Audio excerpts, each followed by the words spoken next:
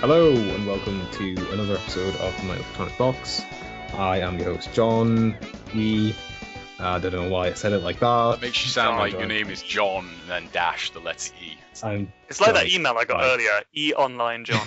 It's because like you guys call me John, like a lot of my friends call me Johnny, and then like the people at work now call me Jonathan or Paul.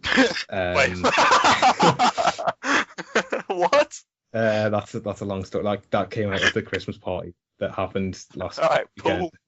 Paul. So that's now my name at work, unfortunately. Paul or Paulie, it depends. So who you ask, what but- happened? Like, what's the story? You You so can't we were say at the that and Christmas. not tell us the story. Okay, so we were at the Christmas party, and a friend of one of the girls who works in the department like turned up. It's a female And, friend like, we- or a male. Yeah, and then we all like headed into town after the party, and for some reason she thought my name was Paul. Okay. And then her friend who works in the department decided it was hilarious and started calling me Paul as well. And then today I was like, why did your friend call me Paul? And then she decided that it was still hilarious, and now that's my new office nickname. That's so like way less. I That's not interesting. yeah, it just came out of someone for some reason thinking my name was actually Paul, which is dumb because That's how everything Why didn't you happens, correct her isn't though? Why didn't you be like, "Yo, my name is"? I did multiple times. I said my name's not fucking Paul, and that made it more Just funny. like, Apparently, I have a fucking podcast. My name's fucking Paul. Yes, that's Should what I have should have said said. that. Do any of your friends know so, like yeah. you do this podcast? A couple of my friends sort of vaguely Yeah. know. Yeah. Yeah. Um. Yes. Yeah. So I don't know what my actual name is anymore.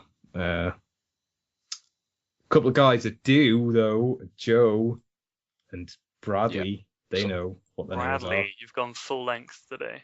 Yeah. Oh yeah. I go full length every day. Right. Yeah, I was gonna say. Just unsheath that sword. Oh, God. Jesus Christ. Oh god. Yeah, so this got off to a fucking fantastic start. High fives all around, guys. Yeah, well done. I checked the emails this week.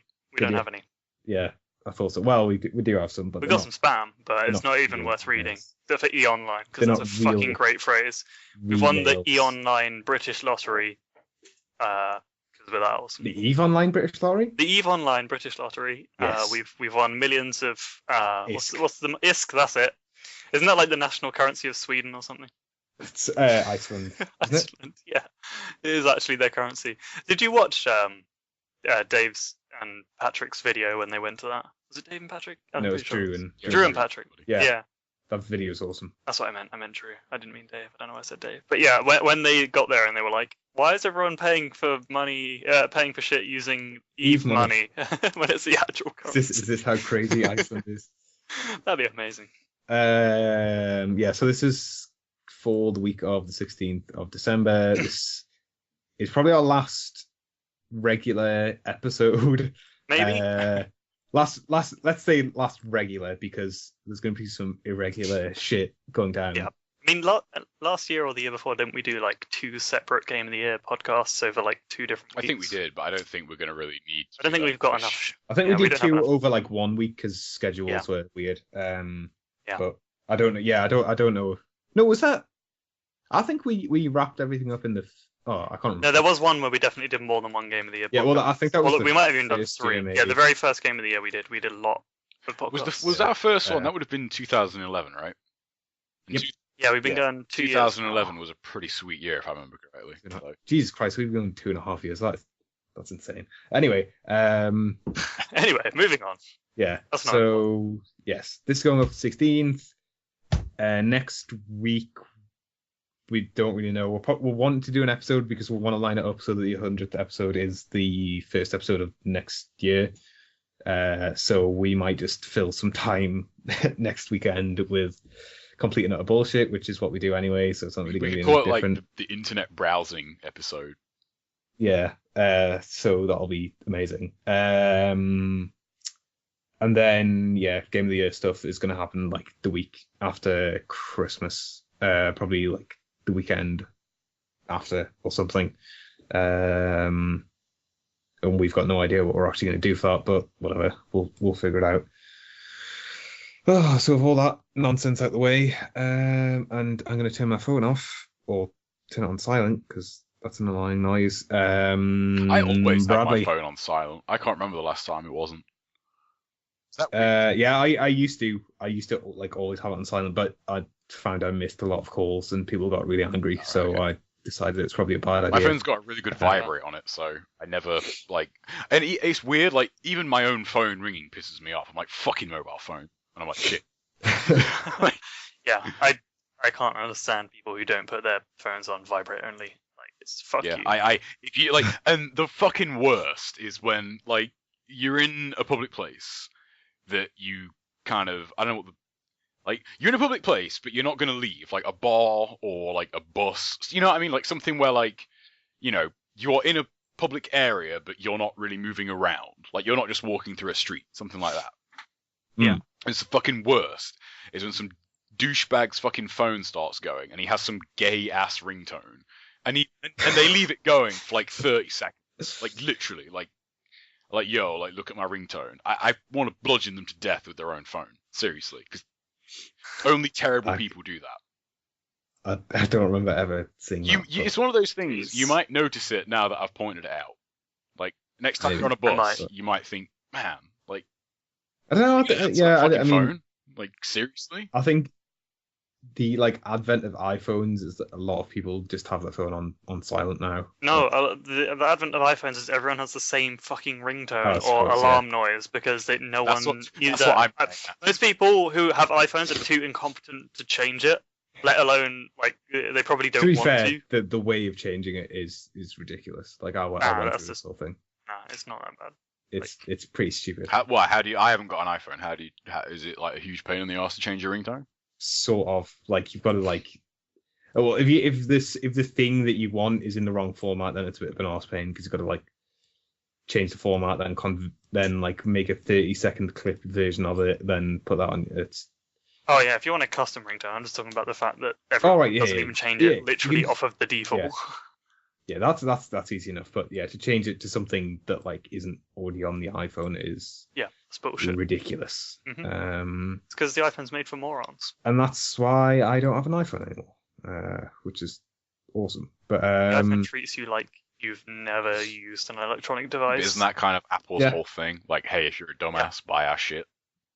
Pretty much. If you're a dumbass and you want to look cool. You don't look cool, though. You look like a dumbass. It's like, yo, he has an Apple device. What's that? It's an Apple image about how it used to be for like hardcore nerds, and then they changed the whole business policy, and now it's just for hipsters that want to be trendy. Yeah. And then now they make loads of money. Apple have got like a lot of money, so. Are we gonna talk about games, or we are talking about games?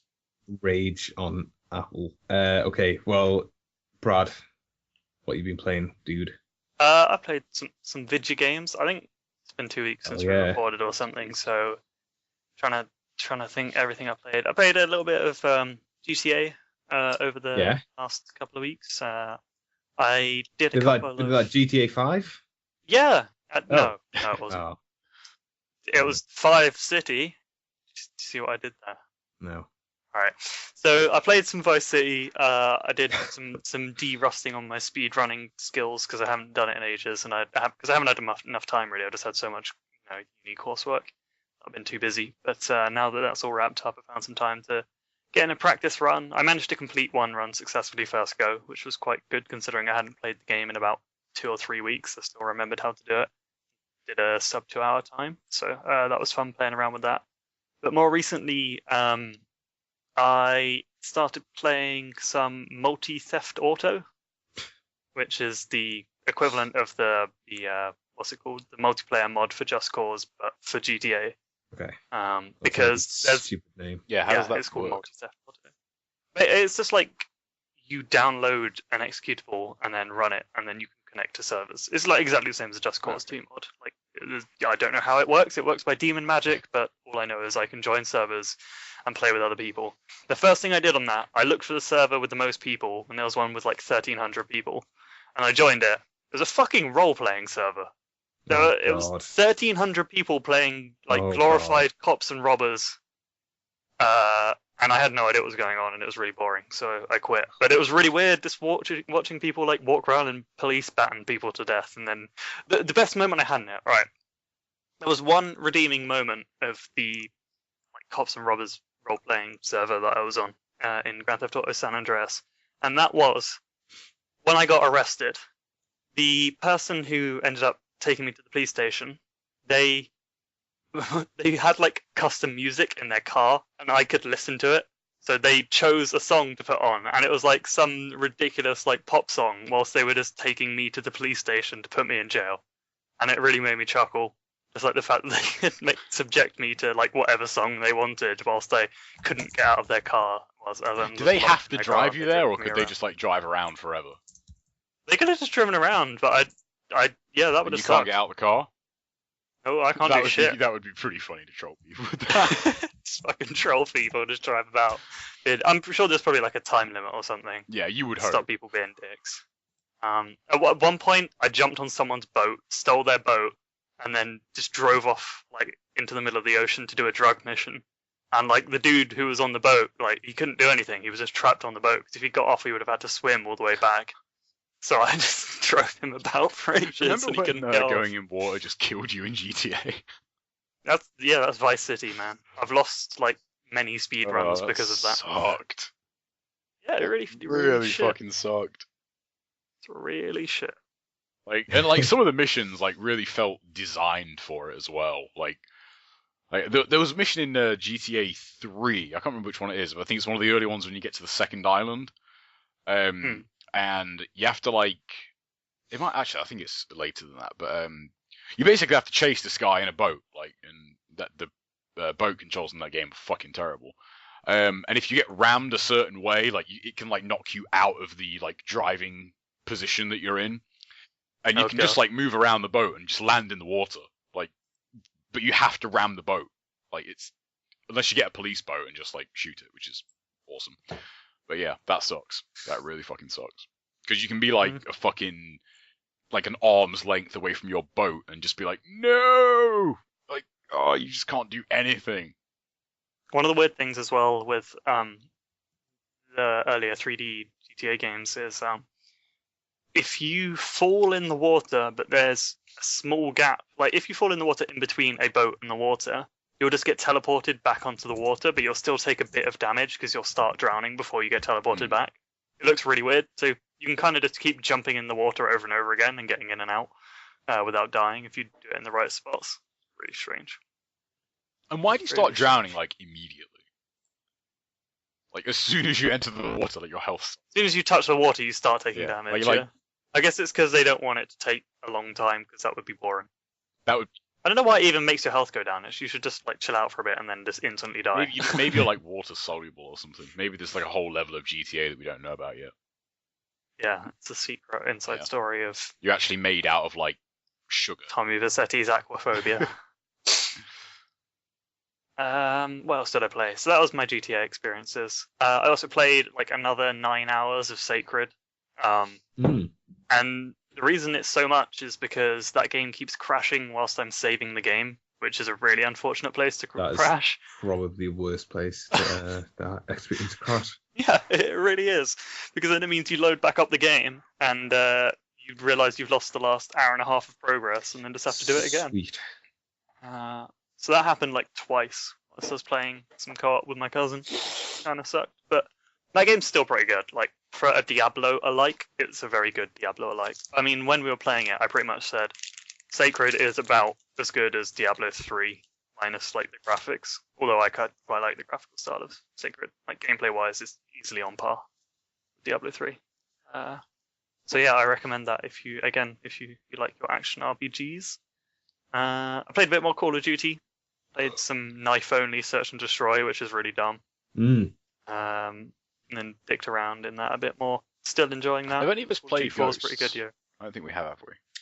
I haven't played a Call of Duty since I think I might have touched Modern Warfare 3 once. You just picked it up in a game store and was like, nah. No, I think we owned it like last year, but the last one I owned was Modern Warfare 2. I think the last one I owned was Black Ops. You know, the only actual one I actually have is Modern Warfare 1. I didn't. It's the best Well, one. You've got the good I one, didn't so own you're Modern set. Warfare 2. I rented Modern Warfare 2. Warfare 2 was fun, actually. I like Modern Warfare 2 because the Spec Ops thing I thought was. Yeah, Spec Ops. Yeah, the Spec Ops like- mode in that was cool. I think like that for me is probably why that's for me the best one because like apart from the single player and Mile High Club in 4, there's not really anything to do.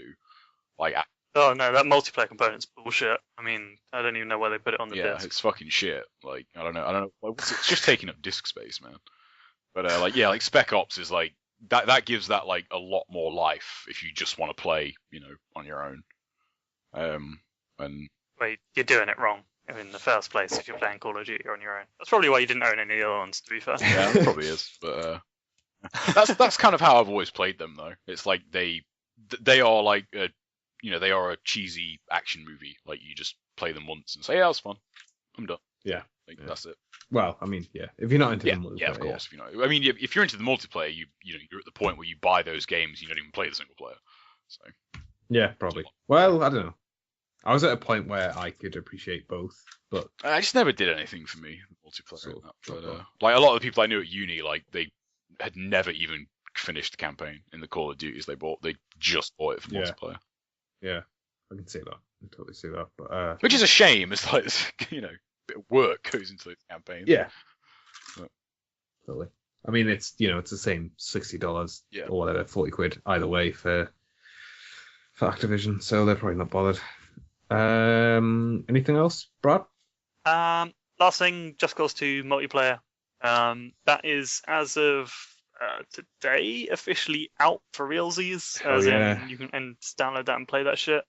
It was in a sort of extended week-long beta test over the last week, and I played some of that. Did you touch any of it, John?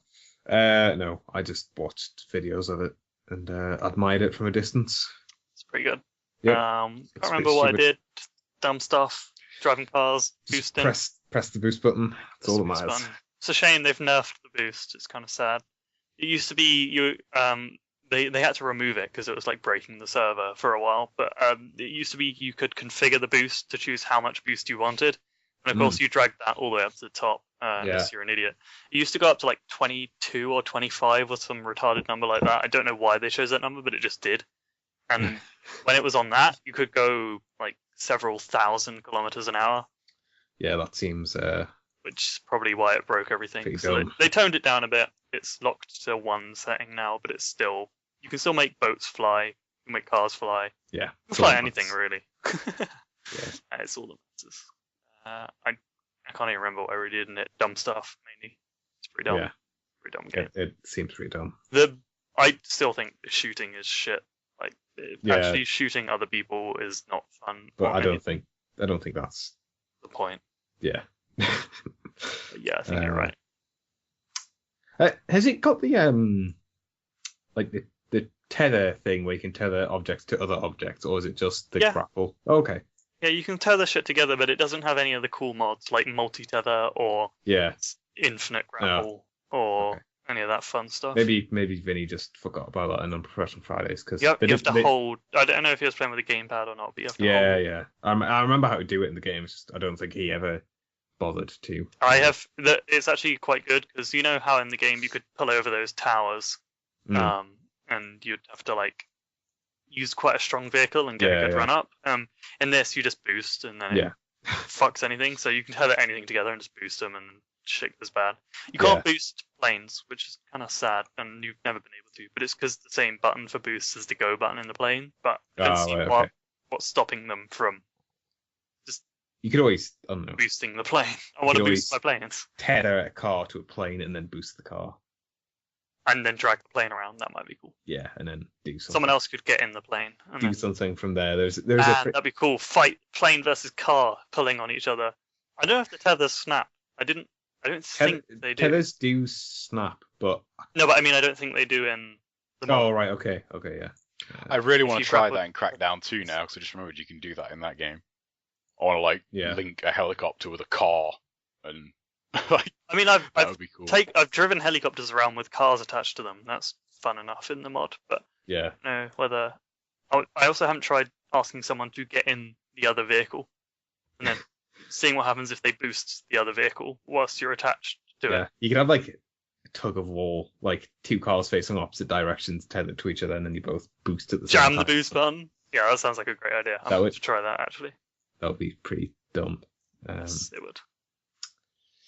Uh, I think that's more or less everything I played. you, The only you other thing made I a did, game. made a game. Yeah, that happened.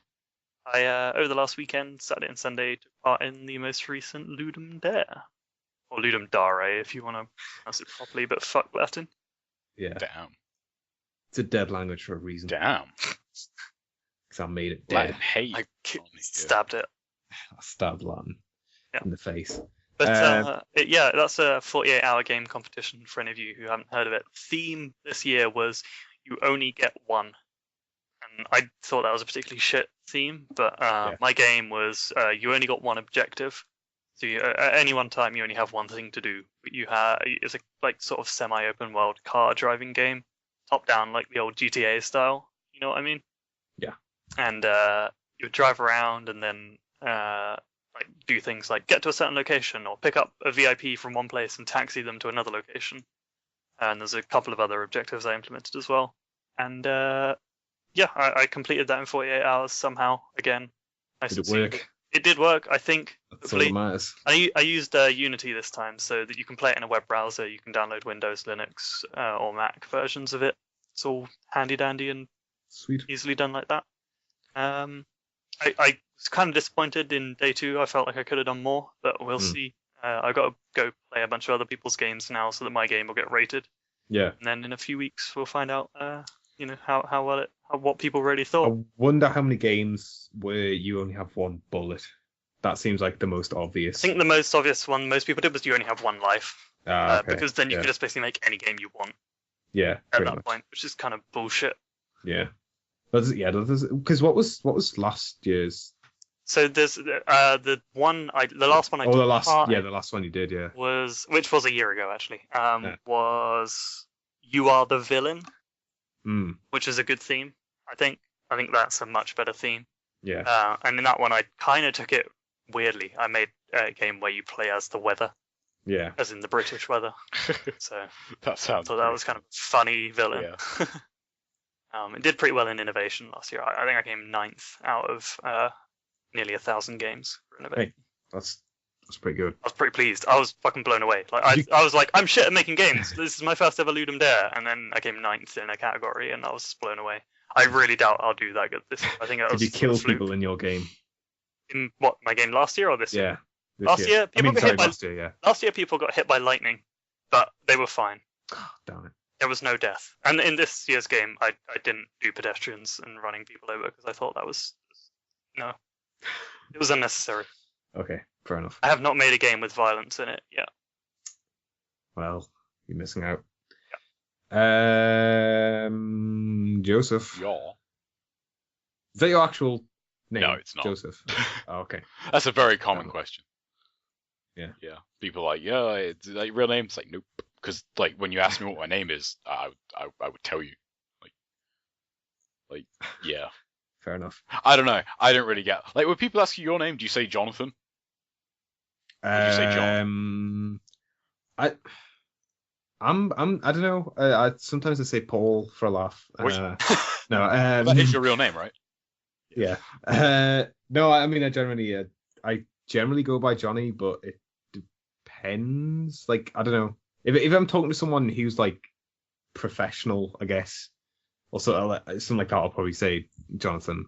But like, don't know, random people, I'll just say Brad. Johnny. Do you say my name's Uh, Bradley or Brad? Bradley. Yeah, that's right.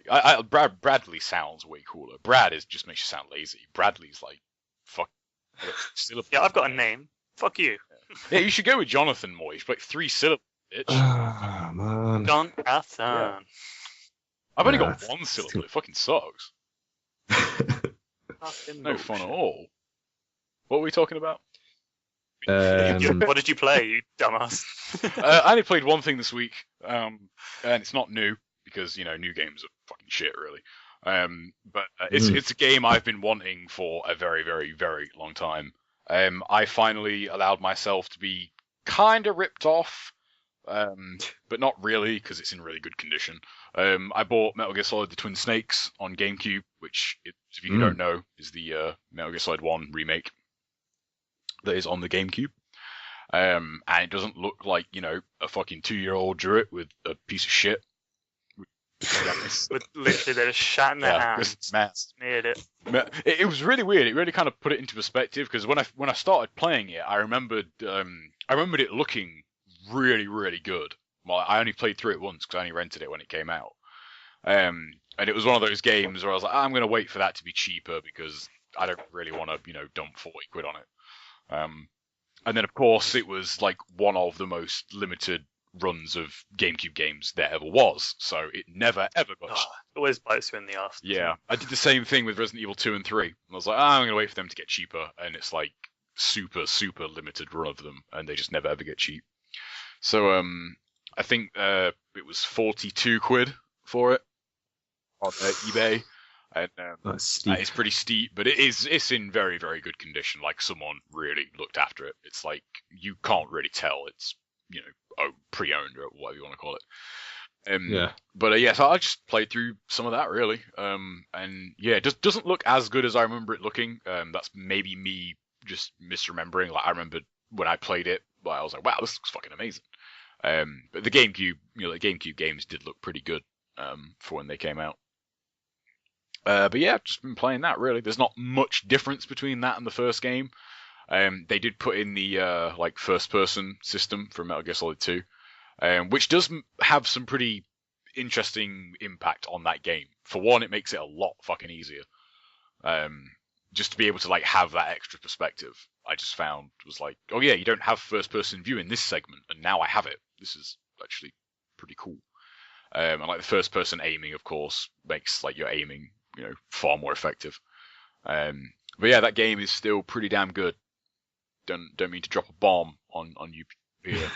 Yo, Metal Gear Solid, that game is pretty good. I don't know if you know. It is. I don't know if you know Indeed. this, but that game is pretty awesome. It's pretty cool. And, I always think it's weird when I go back and play that after having played 2. It's really weird to see how 2 is basically just 1 in a lot of ways, but again, it's just really clever. It's just really awesome. I have no idea whether that was intentional. There's a lot of shit around the time. I don't know. I mean, not intentional. Sorry, that's the wrong word. There was a lot of stuff around the time of Hideo Kojima not wanting to do Metal Gear Solid 2, so he was just like, "Fuck all of you! I'm going to make the same game. I'm not going to realize because I'm a genius," and he did that. And people were like, "Oh shit, yeah, this is the same game, pretty much." Yeah, it's awesome. Metal Gear Solid 1 and 2 are fucking amazing. I really didn't like 3, and 4 was cool, but I think 1 and 2 are the, I don't know what you'd call them, but when I think of Metal Gear Solid, I think of 1 and 2. I don't really think of 3. I don't know. That's weird. I think 1 is the best one probably by far, but I really, really like 3. Yeah, I really didn't. I think I just really like the setting of it. That was the thing that I was really surprised at that, because when they first were showing it, when they were showing some of the stuff you could do, I was like, wow, that looks fucking cool. And then I played it and was like, this is not cool. I really didn't like the camo system in it, the setting, and I found it quite disorientating as well a lot of the time. I didn't really.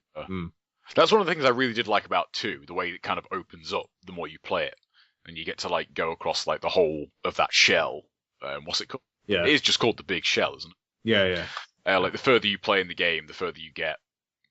More that sort of opens up, and you can just kind of wander around. I really like that about it. And 3, I got lost a lot of the time. I just found myself getting lost. I was like, where the fuck do I need to go? That's the only one I haven't finished. I've finished the others, but I haven't finished 3. So, but oh man, yeah, it's great. 1 is that version though, because like the first version just looks like shit. Like I think there are very few PS1 games that like don't just make your eyes hurt when you play them now. I think Metal Gear Solid 1 is one of them. Like I find it just really, really hard to play that game. Just like Snake doesn't even have eyes in that game. Like he literally doesn't have eyes. He has a bandana. He has like 2 shadows and then a nose and a mouth. He has no eyes. That's all he needs. It looks so fucking weird. It just looks really strange. And there's actually some really awesome like added cutscenes in the Twin Snakes as well. The fight, like you know, when like you first encounter the ninja, and he like fucks everybody up. Like that is really, really brutal in that as well, by the way. Like that is like they really was like, yo, we have all these extra polygons and we're gonna like chop them up because we can do that now. Like the added effects on the cutscenes and that is really, really cool. Yeah. I don't know, like Ocelot losing his hand is fucking hilarious. I still think that is the best in the PS1 version because like there's no animation. His hand just like slides off his arm. And he's like, and it's really delayed as well, isn't it? It's like it's on the floor for like a good second. He's like, my hand. It's like, yeah, dude, you're fucking quick. Like, I don't think that would be the first thing I'd say if someone cut my hand off. My hand. I think I'd just ouch, or a variation of ouch or expression of pain. I think it's one of those things where you don't feel the pain immediately. I don't. I'm pretty sure the shock would stop you from feeling anything for a while. Maybe. Really? Well, in Game of Thrones, when Jaime gets his hand cut off, he's like, ow, immediately. He's like, yo, man, that hurt. Really? I thought he just stared at it for a bit. He's like, immediately, he's like, oh, dude. Oh, yeah, true. I guess it depends if you're expecting it or True. not. If you weren't expecting it, then I would imagine it would shock you. But if you were, like, sitting there and someone is about to chop your hand off, you'll be like, fuck. Well, that is true. Like, the pain that you, like, expect hurts a lot more than, like, you know, pain. Yeah, it's like you can get a cut and not notice it for hours and then go, what? Oh, yeah, that hurts now. Why did I look at this? Now it hurts. It was fine before. Yeah. For fuck's sake. Yeah, I hate that. That is such bullshit. And it's like, if you get one on, like, the end of your finger, like, in a really kind of, like, I don't know what the word is, but, like, in a place that, like, contacts a lot of things, like, obviously your hand is one of them, like, you notice it, and you're like, oh, fuck. Now I can't do anything, because I have noticed this, and this is going to hurt all the time now. It's weird. Anyway, I'm not sure how that relates to Metal Gear Solid, but, that game is good, yo. And if you have a GameCube, like, get that before it ends up being like fucking $1,000 or something in a few years. Because I'm not sure how limited the run was, but it was not many of those got made. I'm gonna heck of limited. I'm gonna see if I can find some numbers on that actually. I remember I saw a copy of it going on Amazon once for 300 quid. That doesn't really seem reasonable. No. It's really. I mean, that was a very GameCube thing to do, was have really limited runs of games. I think it was because the system just wasn't that big, more than anything. I don't think it was. I mean, like you could probably like trip over a copy of Super Smash Brothers, but like they're all games. Yeah, it's just certain games that are very hard to get a hold of. I can't really find anything like number ones, but. Yeah, I mean, just having a very brief look on eBay, it's like most of them are at least 25 quid. If you want to get one, like, if you want to get one boxed and like with the manual, and like, yeah, totally, yeah. You're looking at least 40. Yeah, I mean, like the ones that are 25 quid are like still have time left and still have bids to go. So I know I saw a split on there where like people were just selling the case. It's like, I don't. Well, this guy's selling like just the discs. Yeah, here's one for just the disc, just 38 quid. Like that is ridiculous. Like if you care about it, like if you're gonna get it, you're gonna get it. Okay, I've got to call bullshit on the platinum version of that. I highly doubt they even made enough fucking copies of that to go platinum. I'm not sure what the GameCube's equivalent of platinum was. I know for the PS2, I think it was a million or 2 million for it to go platinum. I'm not sure about. I don't know. I'm seeing a couple of Platinum ones. It was like Greatest Hits. Nintendo's was called. Xbox was Classics. PS2 was Platinum, and I think GameCube was like Top Hits or Greatest Hits or something. Yeah. Yeah. I mean, here's one for 60. I don't know. That's 45, 53. Yeah. So the guy, Crazy. I am sort of interested in playing that just from a. it's really good. I mean, it is. If you like Metal Gear Solid 1, it's like, I mean, all it really was like just total fan service. Like, there's not really anything different about it except, the first person thing being in there, and it looks a lot better. But the Japanese version is a lot cheaper for some reason. I mean, you would need like a modded Japanese GameCube to play. Probably a lot more of those out there, I'd imagine. Yeah, true. And if you have a modded GameCube, play that on them. I really try taking the case off a GameCube and playing a DVD in it. I really want to see if that works. I could probably just YouTube it to find out, but I want to do it myself. But I don't really want to take apart my GameCube to find out. Do you have a GameCube? No. I played a bunch of a friend's GameCube, but I never How actually old were you had guys one when that myself. came out? I don't know, because I What year a GameCube? yeah, I only played it like recently. 2001, I think, 2002. I'm gonna look that up. I'm not sure. Like, it was only like the last sort of 3 years where my mate randomly like pulled out his GameCube. He was like, "Oh, we should play some stuff." 2001 in Japan and America, and 2002 in Europe and Australia. 2000. Yeah, no. And it was discontinued in 2007. I was never a Nintendo person, so it never really. Me neither. I mainly got one because they were just so cheap. I mean, even like at launch, they were, I think, 120. They were really, really cheap. I think Xboxes were like 200 when they came out. PS2s were 200, but by then, like, the PS2 was about 160, 170, I think. But yeah, like, GameCubes at launch were like 130, like, for a package bundle where you got like like sometimes 1 or 2 games, days of memory cards, and memory cards are fucking shit on the GameCube though. I think the default one was like 32 blocks, which was really bad. I don't even know what a block is. Oh, I used to know the answer to that. Fuck. It's shit. Goddamn. 17 I kilobytes. used to know that. But yeah, it is a unit of kilobytes, and it's fuck all basically.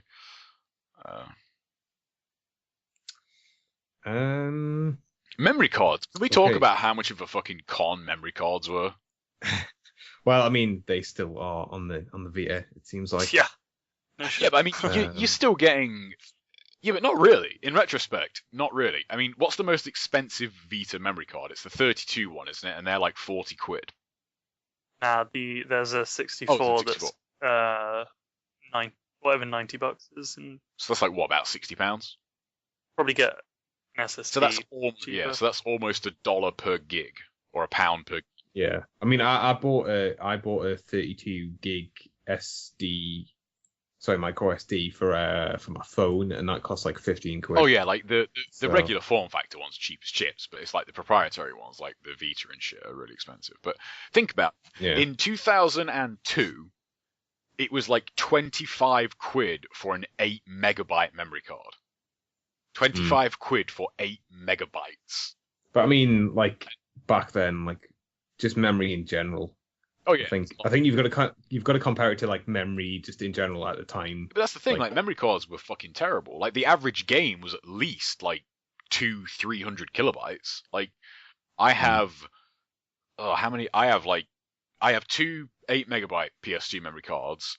I have one non-official 64 one, and I don't own all of my PS2 games that that I've ever owned. And I have like wiped memory cards before. Like you would need like a ridiculous amount of space to like have a save for every single game if you have like a huge library. Like you can consider like how big the PS2's library was, and its fucking memory card was 8 meg. I remember I'm not sure what the largest one the largest one I can remember off the top of my head was the first SmackDown game that was on PS2. Took 5 megabytes to save. It was over half the fucking memory card. It's fucking dumb. It's so dumb. Anyway. I had an Xbox memory card, so fuck you. I guys. never had an Xbox memory card. Xbox's hard drive is fucking infinite. I'm talking about 360, by the way. Oh, I actually do have a 360 memory card. Do you? Why? I didn't buy it. One of the 360s I got when it red ringed from Game Station. I took it back, and they were like, "Oh, sorry. Here, have this memory card as a gift." I was like, "Oh, thanks." Fucking hell, man. I was like, "You ready?" It was my initial storage device. I had no hard drive because I ended up with an arcade because they were out of stock around my birthday, and to this date, my profile is still on that memory card, and it takes up most of the memory card now. I have saves on that memory card, legitimate saves. I don't think I have anything on mine. I think I just used to leave it in the Xbox because I was like, yeah, whatever. I think I got a second one actually. Yeah, I got two because one of my other Xboxes died and it was out of warranty. I bought one of those arcade editions or whatever it is. Do you remember the one? Yeah. Yeah, and that came with a 500 meg memory card, not the 20 meg one that in my original memory card. It was a 500 that comes with like some shitty arcade games on it. What's the arcade game that like comes with every 360? Is that Peggle? No, it's Hex. That's the one. Yeah, Hex. GameCube discs are so awesome. Those like mini DVDs. They are so fucking cool. Yeah. So did you play any games, Joe? No, not really. Yeah, I played. So. That was it. More Injustice. There was a pretty big Injustice tournament this past weekend. NEC. That was pretty huge. That was a really, really good tournament to watch. And that's kind of like that's had a pretty big impact on like the overall metagame. So that was awesome to watch. If you haven't seen that and you're a fan, I highly recommend you seek out that stream archive. It was really cool. But no, I haven't played anything else. I don't know if I'm going to play anything for the rest of this fucking year. There's not a lot. There's not a lot coming out that I'm really hyped for. What about old shit stuff? Apart from that's kind of the main reason I've got my GameCube out again. I actually have my GameCube and original Xbox hooked up like regularly now, and I'm probably just going to like start working through my library. I really want to play The Suffering again. I got a huge urge to play The Suffering this past week. I was like, it still frustrates me. I can't get my bloody SNES to run through my TV. I don't know. I need like I don't know what I need. It just won't show up on channel 8. You could just like buy a fucking CRT at this point. Probably. I don't know. Are they even that easy to find? Like, I mean, like charity shops always have them in, don't they? And they're like, I suppose. I'm kind of tempted because I do really want to bust it out again. Plus, I was thinking of getting my PS1 out anyway, and it'll probably look better on a CRT than. Yeah, that's true. And even if you could get it running, like I can actually get my Mega Drive hooked up to my TV, but it looks fucking awful. Like it just like there's no input delay, but it just looks like shit. And I just think I'd rather play this on an old TV. So and I still have like 2 old TVs actually. So those were the days. Old TVs are fucking heavy. They are really, really heavy. Oh yeah, I mean, I moved a like 31-inch CRT out of the lounge. 2 people, like that thing. They weigh like nearly killed me. They are fucking heavy. They are really heavy. That's why I don't envy the Giant Bomb guys moving arcade cabinets around. Fuck that. I moved like probably about a year ago. I moved my sister's like 28-inch CRT out of her old flat and into a new flat, which was on like the first floor of a building. It was awful. Why on your own? Did you have no, not a Mono. If you're on your own, you could be like fucking world's strongest man. Shit. Don't they weigh like fucking like 400 pounds, like a 32-inch they weigh a lot. CRT? It's about 400 pounds. Yeah, it's a lot. Something stupid like that. That's like 28 stone. That's like a really fat person. You know, yeah, but like, you know, the like fattest people in the world, that's like one of them is like as heavy as a TV. Big ass TV. God. Oh god, DayZ standalone is out. Yeah, I saw that. That game looked like hot shit every time I've seen it. So. It is a massive disappointment, but You know what looks interesting? Rust. Have you seen Rust? no. Rust is the new game from Face Punch, which are the people that made Gary's Mod. Ah, I see. And it is like Minecraft meets DayZ. Hmm. Looks more interesting. Also, it has naked people. I don't understand why. Fair Okay. enough. So there you go. Okay. Right, moving on Before we from move away from like old shit. Oh, Jesus Christ. Did you guys ever see that like hybrid DVD player GameCube thing that Panasonic released in Japan? I just remembered that. No. Did you ever see that? It's a real thing. That- Like it's not a, you know, that is a thing that was made and released. It looks so weird. I'm trying to find like a decent picture of it now. Google GameCube Q hardware and you'll see it. Okay, I'll do that. Right. Kind of weird. Let's move on from GameCube. I played some games, actually, which What the fuck is that? It looks like an oscilloscope. Yeah, Like- it looks really, really weird. It really does. What? I played a bunch of The Room on Android on the Oh, yeah. phone. Yeah, I've played some of that. I got bored of it. I finished like the main game. I started like the epilogue free DLC stuff, but didn't Oh yeah, actually I forgot it came in. play any of that. Actually, Uh, mine probably isn't updated. Oh, that game's pretty interesting. Like, sort of, I wouldn't say simple puzzle game, but it's not like anything crazy. It's just a puzzle game. But I think like the way it's sort of set, like the setting of it and the way that they've built mechanics around these dumb box things which don't make any physical sense is actually pretty interesting. It's sort of got a story which is nice for a puzzle game. I like the sort of weird ambient music and little musical cues that happen every once in a while. Yeah, it's an interesting little game, and like it's like £1 or something. So if you've got an iPhone or an Android or whatever, and you're looking for a cool game to play, that game's pretty awesome.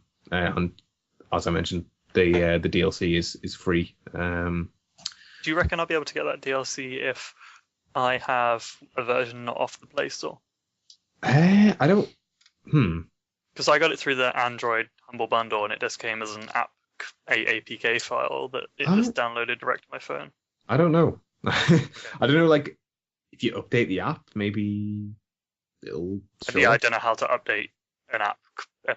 I presume they might do it on its own. I don't know. I've got no idea. Either. Android scares me sometimes. What have you gotten yourself into? Yeah. I'm trying to keep it as simple as possible because like it seems like he could do some messed up stuff. So I played a bunch of that, and I also played some Ni no Kuni, which I said I would, and I kept that promise. I only played like a couple of hours, but managed to get in a good boss battle. Got to a new part of the world. Some stuff happened. I found some fake bananas that are called babanas, which is dumb. How's that spelled? Babanas. Babanas. Oh, so not like So they've just replaced an N Alright. with a Like B. Bananas copyright or something? It's weird because like they're in the fake fairyland world, with the kid who was from the real world, and I was like, well, why doesn't he just go? Aren't they just bananas? Because surely they have bananas in his real world. Like I thought that was going to be the joke. I thought like because like he talks about the sort of sidekicky character guy talks about bananas, and like I thought it was going to be like as soon as he sees him, he's going to be like, no, that's a banana. Why do you call it that dumb thing? But he was just like, oh, okay, bananas, yay, bananas. So yeah, that was weird. Yeah, I like that game. That game's cool, and I'm probably not going to finish it before Game of the Year stuff, which is disappointing because it's pretty awesome. It's pretty much all my fault because I should have played it before I started a job because I had loads of time to play it and I just didn't because I'm an idiot. And now that I've started my job, I want to play it, but I don't have the time to play it. So great. I might play some after Christmas or something. But other than that, I didn't really play that much. I've played like so few. I want to play stuff, but I get home and I'm just like, ugh. Yeah, Like, I know that feeling. I really don't want it. I don't know. It feels like it takes too much effort to like start up a game, and it's annoying. It sucks.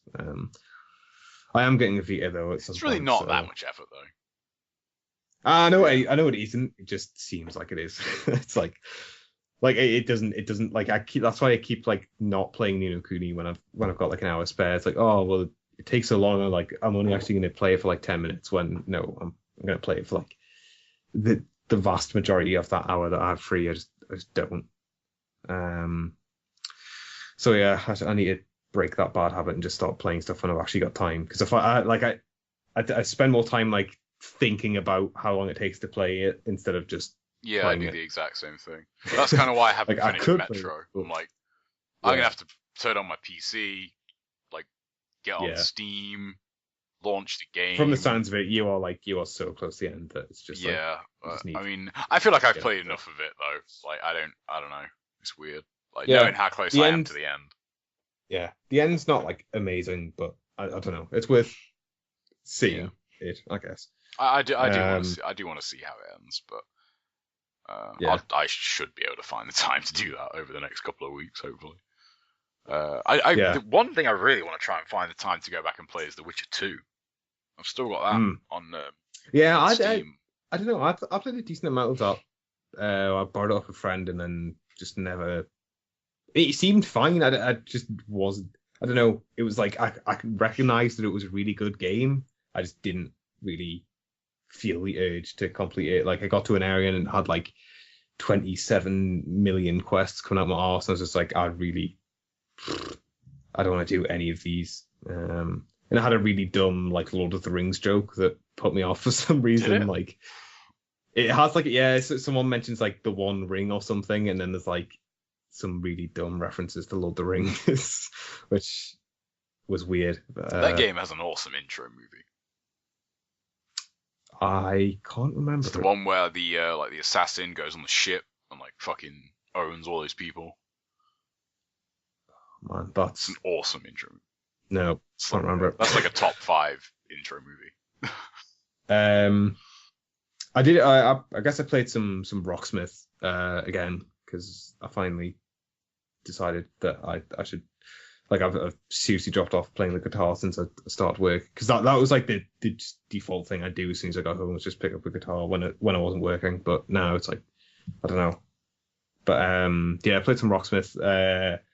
That game has some really like annoying bugs that make me not want to play it, which sucks because the core game is pretty interesting. But just like I don't know like how familiar you are with how that game works, but it's like, as you play a song, you like level up and it introduces more notes to the point where it's, showing you all the notes from the actual song. So what's been happening is like I'll level up a song like to 100%, obviously have all the notes, and then I'll go back to play it again and like it'll just reset my progress to like default, which means I've got to like you can sort of fudge it where you can go on the practice tool and just level the song up to 100% like by yourself without actually playing, just moving some sliders around and then go back in and play the song. But like having to do that every time I want to play a song that I've already leveled up and I like know I can play like sucks. And it doesn't seem like there's a solution or a useful good workaround yet. So that sucks because that game's actually pretty cool. But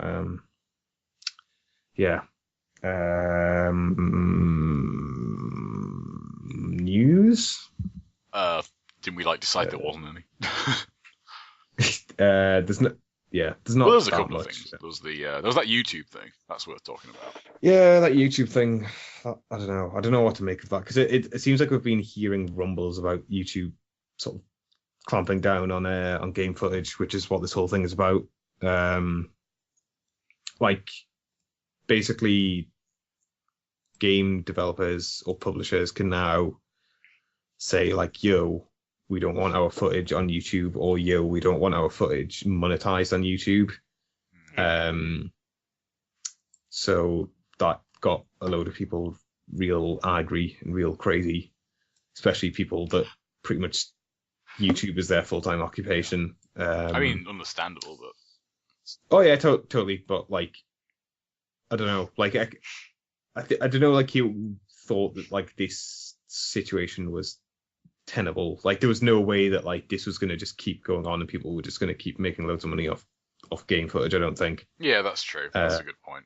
I must admit, I hadn't really thought. Like, about eventually it like that stuff is gonna get clamped down on because like, I don't know. Just as from a purely like business point of view, if you see someone making money off your product and you're not seeing any of that money, it's like that that. must That's true. totally I gotta admit, I never really thought about it like that. That's a good point. piss some corporate dudes off. Like, yo, I mean, what's this man doing putting a video on the internet of our game? How is he making money off that? On the That's one hand, crazy. it is cool in a way, but like I don't really like. I make a fair amount of videos, but like I don't nowhere near have the audience that like anybody would care. No. So yeah, it is kind of weird. Yeah, I mean, I don't know. Like, I think some people. Well, it depends. I don't really know any like. I'm not really into like the whole YouTube scene though. Like Yeah, neither. I've been making game videos like for fucking ever.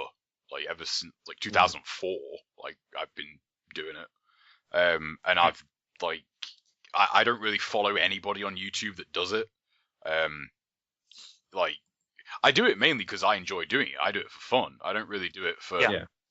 I also upload all my videos for fun. Like I probably could turn on ad revenue bullshit if I wanted. Yeah. Like I thought about it a long time ago, back when I was into it way more seriously, around like 2009. But I don't care enough. Yeah, and I don't. The whole content matching management headache bullshit. It's like stuff I just don't want to get involved with.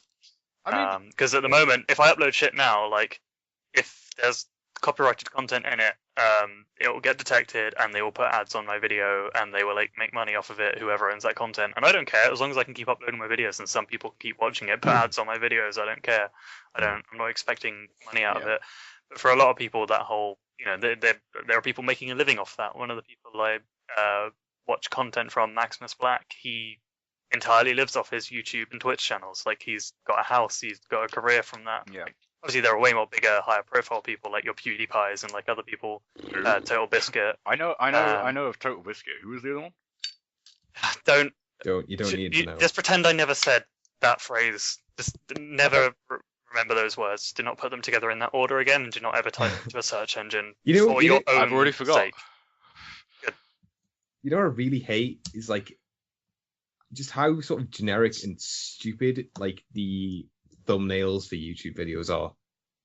Like, where it's like dude doing a wacky face and then crazy stupid That's font, kind of why I then stay it's away like from all of them, because like 10 sexiest women in Have you Tetris. seen Tetris? Have you seen Man, GameBomb? that 4-line block, dude, she is hard. dude. GameBomb.ru, the knockoff Giant Bomb site that's really popular in Russia. Apart from the fact that their YouTube channel gets like tenfold the number of hits that Giant Bomb does. Which makes no sense. Seriously? Have you seen all of their thumbnails are naked women? Oh yeah. Oh boobs. Yeah. Just Boobs. Oh, I don't know if you guys see. Straight up Do you guys know who Ares is? Have you guys heard of him? The fighting game like personality, like commentator. Vaguely. Not so has a sure. huge beard, and was in like that whole like. Has a huge beard. All right. Seriously, you should see his beard, man. It's. Oh, you mean that video game guy that has a big Yeah, beard? he has one hell of a beard. I'm not lying. But anyway, he mainly does fighting game stuff, but he had 2 videos of he uploaded like an entire Last of Us playthrough, like with just like live commentary. I didn't watch the whole thing, but he did like 2 videos to the very beginning, and the thumbnail of one was like a topless dude, and the thumbnail of the other one was just like a close up of like a woman with really big boobs, and like the close up, like that's the thumbnail for both videos, and the one with the woman literally has like 5 times as more views as the one with the dude. Yep. Are they the same video? I don't think they're the same video. They are like different parts, but like all you can see when you go on them is the thumbnail. Like that, there's no description or I anything. know. So yeah, that is kind of weird. But well, it's not weird. well, I mean, he did it on purpose to be like, Oh yeah. I just it's predictable and terrible. Yeah, there are very few people on YouTube that I bother to follow. Like in terms of game stuff, like there's a couple of Dark Souls people that I find pretty interesting, but yeah. I don't really. Other than that, it's just like I follow one actually. I just thought the main man. He's a Tekken player.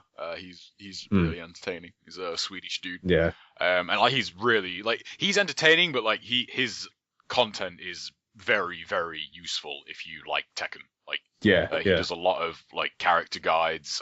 His character guides are actually fucking amazing. Like he should charge for them seriously. Like they are seriously good. He does like a lot of like commentary sessions on when he plays. Like he does like live commentary on some of them. He does like reflective commentary on some, like going over strategies for the game. Like that stuff's really cool. But but he doesn't upload like 2 videos a day of just generic garbage. Like he does like maybe like 1 or 2 videos a week.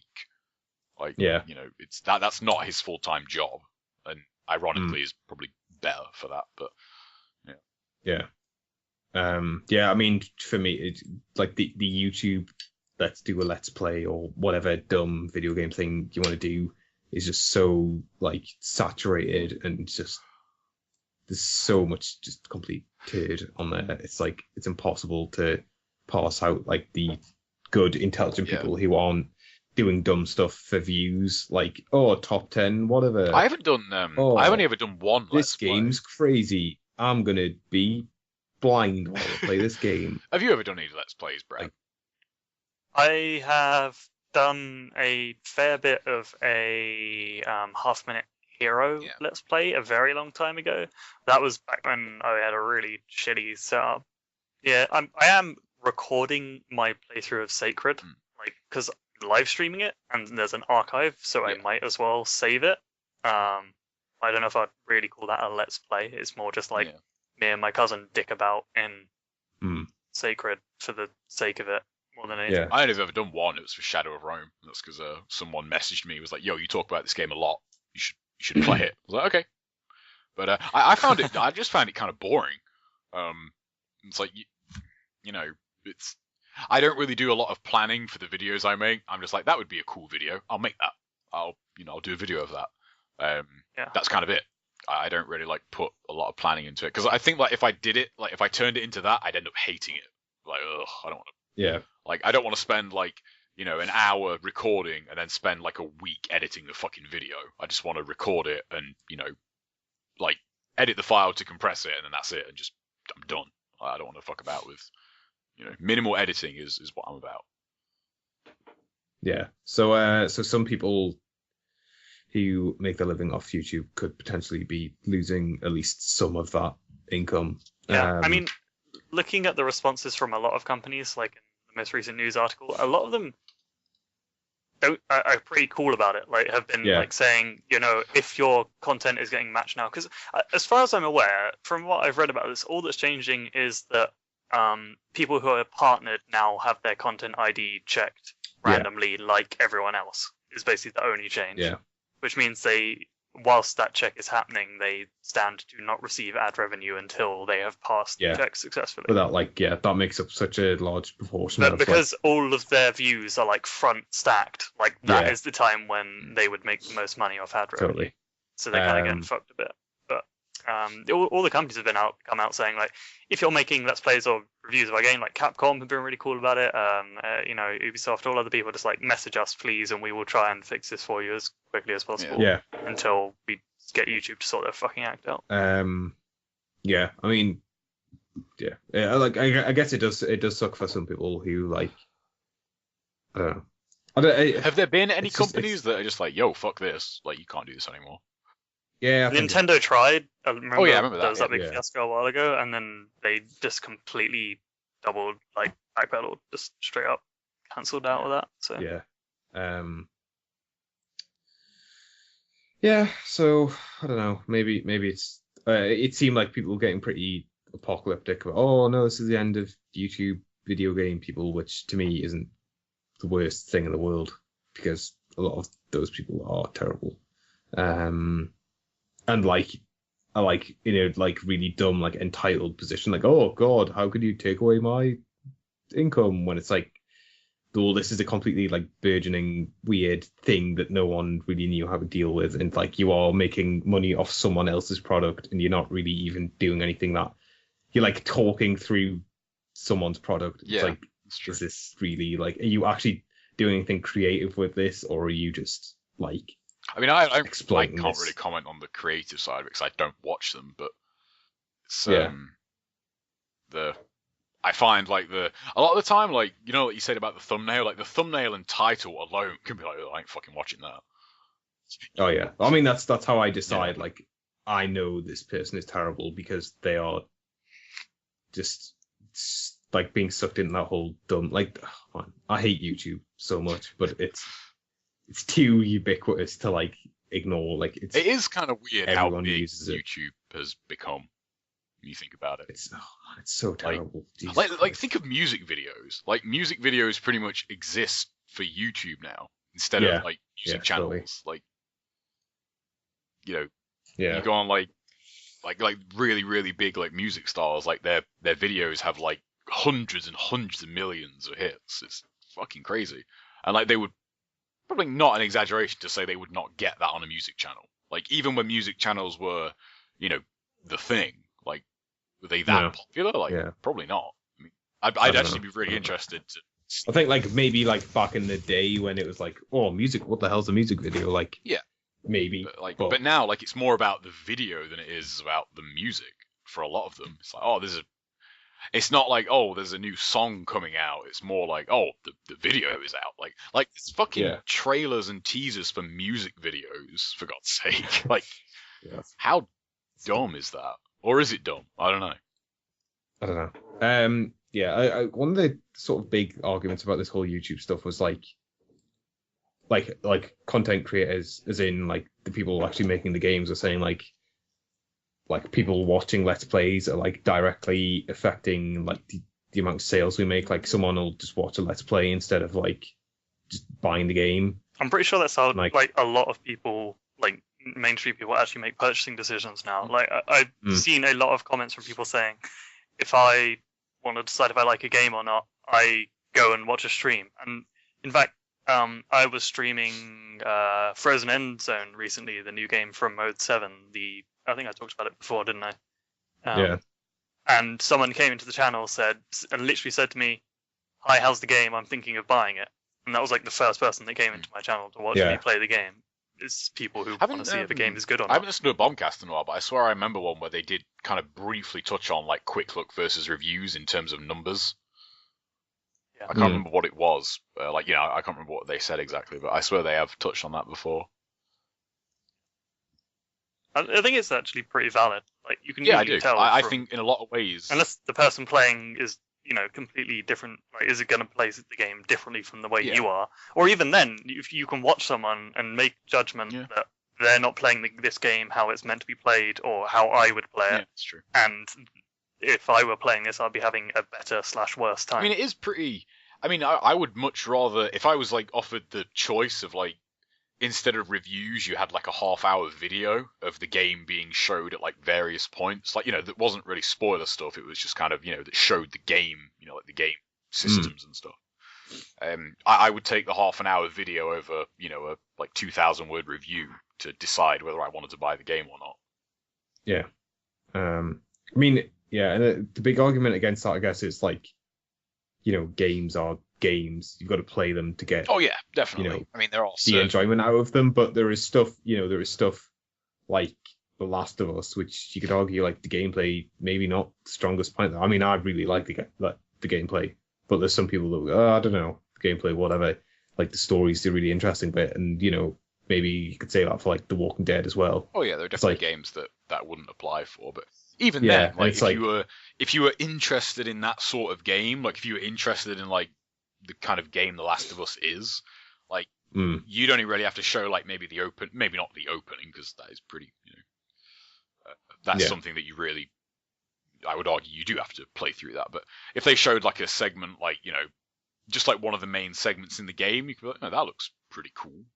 Like, yeah, but like, I was sort of saying like, there's people who would just be like, yeah, I'll just watch a Let's Play instead of actually paying whatever and playing this game, because I just don't have the time, or I don't have the money. It's like, I'll just watch a Let's Play, and it's like there is a certain percentage. I obviously don't have any numbers, but there are a certain percentage of people that will just watch Let's Plays instead of actually buying games, which obviously hurts publishers and stuff. But whether that's a significant amount of potential customers, or whether that's like just completely bounced out by the people that would never have played a game until they saw a Let's Play of it and they were like, oh, that actually looks cool, I'll play that. Like, I think Let's Plays are probably really beneficial for indie sort of games, whereas they're probably maybe slightly damaging to like bigger stuff, where like you can just sort of see the story and be like, yeah, I'm not really interested in playing that. I guess, I don't know. It's impossible to say without actual solid numbers, and I don't think there ever will be solid numbers. It's sort of a weird, I mean, twist. It's bizarre, because it's like no exaggeration, 15 years ago this just didn't exist. Like, it was you either, well, going back that long, like you bought a magazine with a demo disc in it, or you rented the game, or whatever. Like, you couldn't literally go online and like look at lengthy videos of the game being played to see if you could get a handle on with it.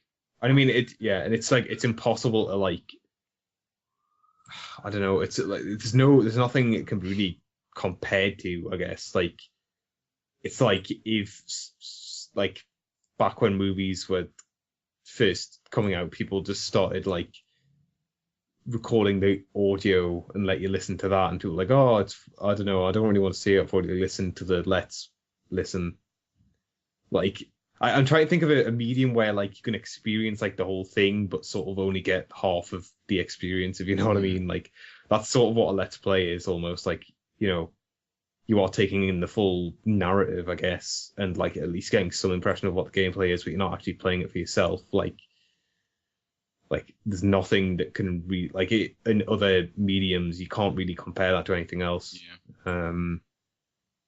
It's I don't know, it's really weird, and I guess,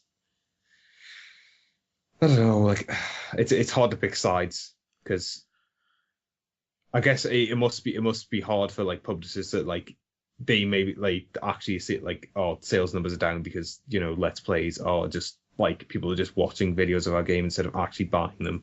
Like, that must suck, because you're almost in a position where it's like, well, what can we even do? Like, I agree with, that's the point, but at the same time, I would, like, if your game looks shit, like, that's not, the, I don't know what you'd call them, like, that's... But I mean, I'm not saying like Let's Plays where the game looks horrific. I'm saying Let's Plays where the game seems fine, but the real hook is the narrative, and people can just see that in the video as opposed to actually having to play the game themselves. Yeah, that's true. Like, good point.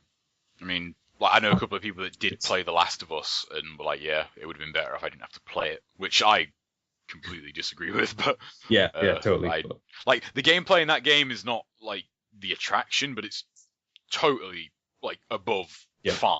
Like, it's good. Yeah, like, and it's I think it's an integral part of what makes the game. So it does a lot of things well that like very few games actually do. Like, kind of gamey, but like, realistic enough melee combat is good in that game. Yeah. Like, it's not like you can, at a push take out like at most maybe like 3 people hand to hand. Like, any more than that, you're fucked. Like, you just, like, unless you're playing on easy probably, and they have like a really good weapon, but like straight up hand to hand, like anything more than 2 people is very hard to deal with, because of the way they act in the game. Like, and that is, it's just enough realism to keep it the way it is. and like and like when you're playing as Ellie, especially, like, minor spoilers, but like if you're fighting more than one person, then you're fucked. Like you're fucked. Like you're dead. That is it. Especially when it comes to like fighting the infected as well. Like but there is enough gamey stuff in there where you can be like, oh, I'm gonna throw a smoke bomb or a nail bomb and then run away and, like, create some distance. Yeah. You can't just there's not like a counter system or something where you can just be like, yep, you're all dead. I'm awesome.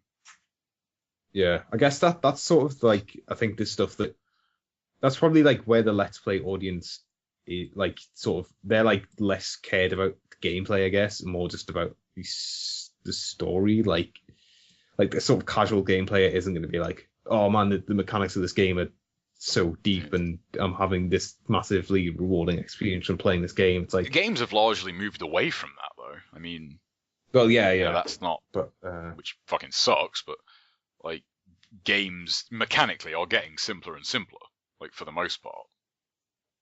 Yeah. I don't know. Whatever. I mean, like, it doesn't personally affect me, but obviously it affects massive amounts of people. I'm sure a lot of people would be severely annoyed if certain YouTube people just stopped making videos. But those are bad people, right? I mean, oh man, I'm gonna get a drink. Right. Oh, Jesus Christ. John dead. Well, while John is like trying not to die, I have a question for Brad. Seeing as you have a question. Yeah, for me? you follow is Total Biscuit? Like, he's that. I'm not sure like what kind of games he does. I don't follow him thoroughly, but yes, I know what he does. Does he, like, I only know of him from like StarCraft stuff. Right. That's all I really know. Like, what does he do in addition to that? Like, is he like his main PC his or? main? Yeah, so his main thing is sort of quick looks, pretty much. He actually originally said, like, he got his idea for how he creates most of his content from Giant Bomb. Yeah. He saw their quick look format and thought it was really cool. He's actually a big fan of Giant Bomb, and then went from there to create a series called WTF Is. So basically, he just because of his elevated position now, he can get a hold of games in beta, early alpha, before they're out, and does a sort of quick look like coverage in this WTF. I mean, is ... game name, and it's pretty popular. Like, he does a good job. He's pretty good about being mostly objective about games. Yeah, and as you said, like, for smaller games, like, he is an avenue for smaller developers. Yes, he definitely sells a lot of games, if you want to put it that way. So, I mean, I got nothing against him. A lot of people hate him because he is very matter of fact. He doesn't beat around the bush, like a big company would, because he is a company. He is a brand. Yeah. But he is very to the point with a lot of things, and like, a lot of people don't like that about his personality. Find him abrasive, but he's still successful. He does some other stuff. I think he does some other series. I mean, he doesn't do very much StarCraft anymore. He recently ran. Like, I know him from. Yeah, he still does bits and pieces. He commentates some other esports type things. He did run the second Shoutcraft, which is like his StarCraft tournament, effectively, North American only one that he ran recently, which Huck won.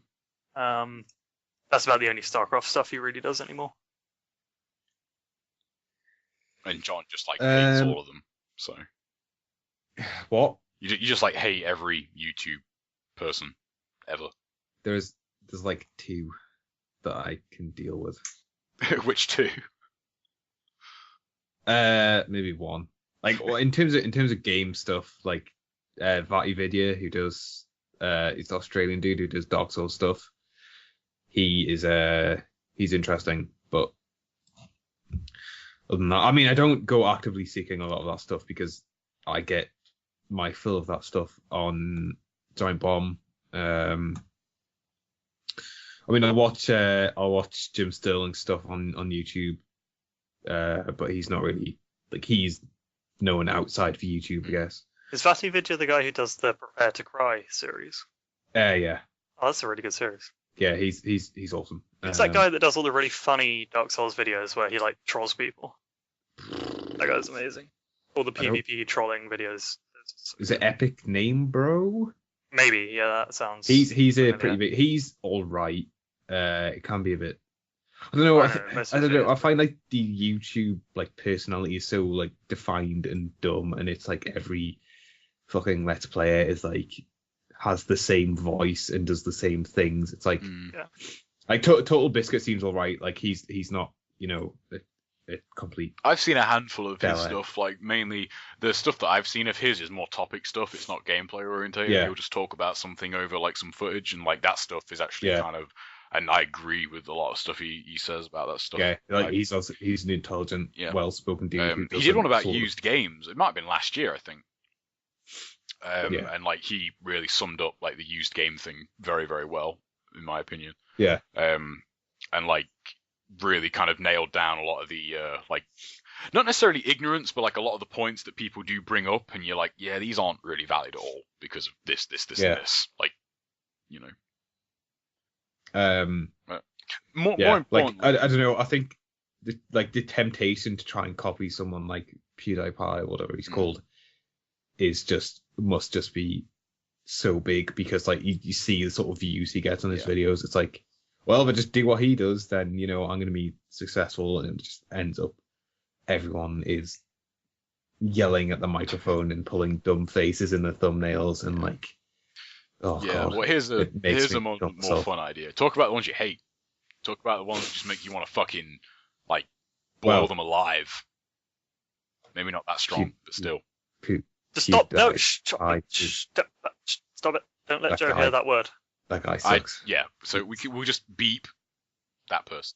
Censor that bit. Yeah, I'll do some sick editing. Talking about Dark Souls videos, which you've now got me interested in. Have you seen that mod where your weapon changes every 7 seconds, John? Yeah.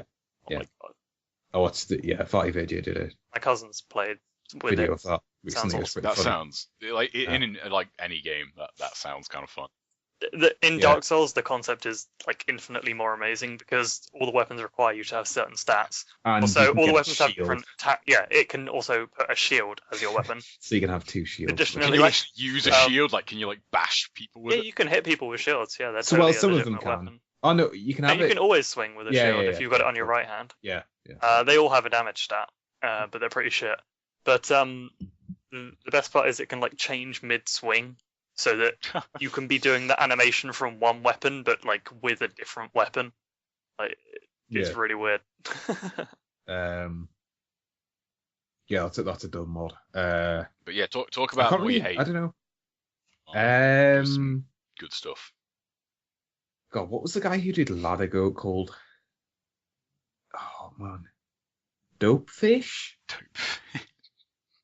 He was actually that like Ladago is a genuinely hilarious video, but I think Latigo is a genuinely hilarious video. yeah, I think like after that he was like, oh well, that got millions of views. Let's just do that for all my videos instead of being like genuine. So it was like anything that happened, he tried to turn into Ladago. So it was just like, yeah, I don't want to watch your videos anymore because you're clearly trying to sort of like capture that moment Replicate, again, like, and a it's one-off. just yeah, totally. Yeah, I think that's a thing that a lot of YouTube people fall into, is like capturing that sort of zeitgeist, but like forcing it. Yeah. Which is the reason I like Giant Bomb, because it's like, oh, let's just do that thing again. It's very rarely them doing that. It's like, let's just sort of see what happens, and if this video isn't the greatest video in the world, then that's sort of fine, because we're going to make another one and it's going to be amazing because this game's going to break in some horrific way, or we're going to discover something that is really dumb. Yeah. Like, I miss the I don't know. just the kind of like random like discussion videos Giant Bomb used to do, like mainly when they were in like the basement office. Like those were cool. I used to like them, and like the random like the Metal Gear Solid like climbing video they did was kind of That's a really dumb video. it's a very good point though. Like that is a very good point for those games. Like Yeah, Like, dude, come on, Snake should. it's a good. Yeah, it's a good point for a lot Yeah, of games. like should be able to climb like. over this thing. Seriously. Yeah. Okay, we've talked about YouTube enough for one day. Have we? Have we really? For the rest of our lives. Bradley, do you want to take this Steam stuff because I'm not really sure. Okay, cool. A while ago, there was the announcement of the Steam machines. Valve finally came out, confirmed all the rumors that have been going around for a while. They said different retailers have been making Steam machines, and that Valve would also be making one official Steam machine that would be a high-end thing starting at around like $1,000 approximately. I can't remember what they said exactly, but it was around about that much. Let me see if one of these news articles has the exact figure. But at the same time, they stated that they created like a little hardware beta group where you could get a Steam badge that said you were approved for the Steam hardware beta, and 300 lucky people from that group would be receiving a free Steam machine, a beta Steam machine with Steam OS installed on it. So in line with Steam OS launching very recently, when did Steam OS come out? Today? Yesterday? I can't remember. Like very recently. Very recently. Let's just say very recently. In line with that coming out, apparently it's pretty buggy. There's some issues with it, but I don't know what the issues are. Technically still in beta, isn't Oh it? yeah. It's not full release, but you can install it on any machine if you would so inclined. But in time with that coming out, they said 300 people would be receiving their Steam machines, and in light of that, one of the dudes has opened up his box on YouTube, like shown it off booting into the Steam OS. It pretty much just boots straight into big picture mode, and then also showing off dual booting Windows on it, as well as actually breaking it down and taking it apart to show the I suppose the guts of the machine.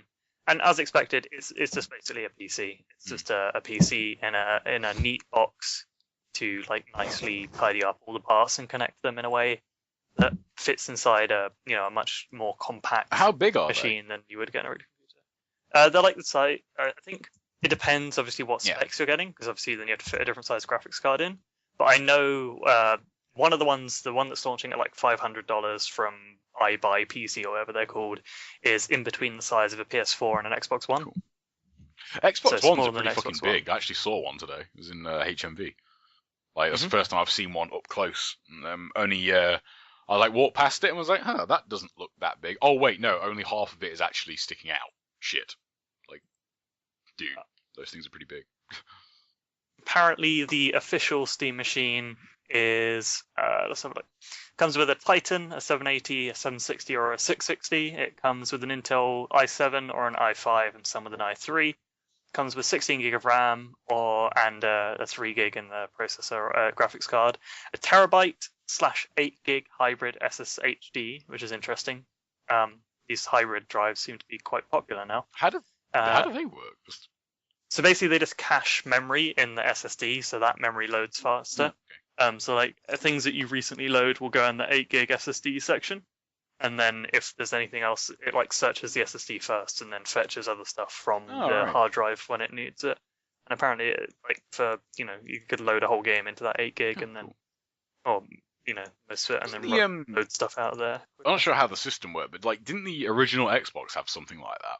Like the most recent like 2 or 3 games you played on it, like loaded ridiculously fast, and like if you booted more than I can't remember how many it was, but I swear that had something like that. But I have no idea how it worked on the Xbox. Not sure. Because like every single time I ever played Ninja Gaiden on it, it booted up like ridiculously quick, and then if I ever played anything else, it was like, yo, you haven't played this in a while. You go make a cup of tea or something. It used to take ages for it to load. But... Yeah. Interestingly, apparently they'll only have a 450 watt power supply, which seems pretty low for me if you've got a Titan and an i7 in there. I presume that will vary, as well as it says the size is approximately 12 inches by 12.4 inches by 2.9 inches. Which 2.9 inches high? That can't be inches. That's Oh no, that's about right. That's quite big, isn't it? Yeah. So probably again in between the size of a PS4 and a Xbox One, I'd reckon. But But yeah, these things, I'm not so sure about them. Maybe they'll be good for the people who, are used to just buying a console and, running shit that I way. gotta admit, I kind of like the idea of them. Like, after having my PC for a while now.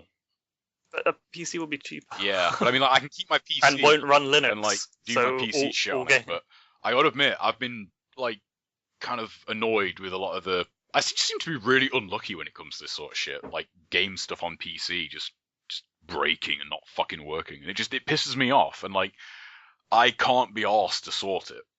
I just like I'm like no, I can't be bothered. I'll just like if a game like stops working, I don't fix it. I'm just like fine, I just won't play this anymore. I don't know. But I don't know if these necessarily solve that problem. So until these things like come out of beta and release for realsies, I don't know. And you need to see how they're going to update the store to reflect for the people who have the Steam machines. They need to do something that's like, hey, your Steam machine will run this game at XYZ. Just like straight up. If they're going to be advertising this for, like, the thing should automatically download the right settings to play the game at to run it definitely. at a solid frame rate. And they need like profiles set up for every game, for every different variation of Steam machine, which to me sounds like a fucking headache. And unless they get that shit right, these things are going to be completely irrelevant to the vast majority. Like console people won't want to pick them up, and PC people don't care because they have PCs. Yeah. So I don't know. It sounds like they have to do a lot of stuff for me to want one that I don't know if they will do.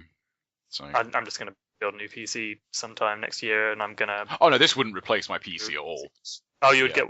There's no point in having both though, because it literally just runs your Steam library.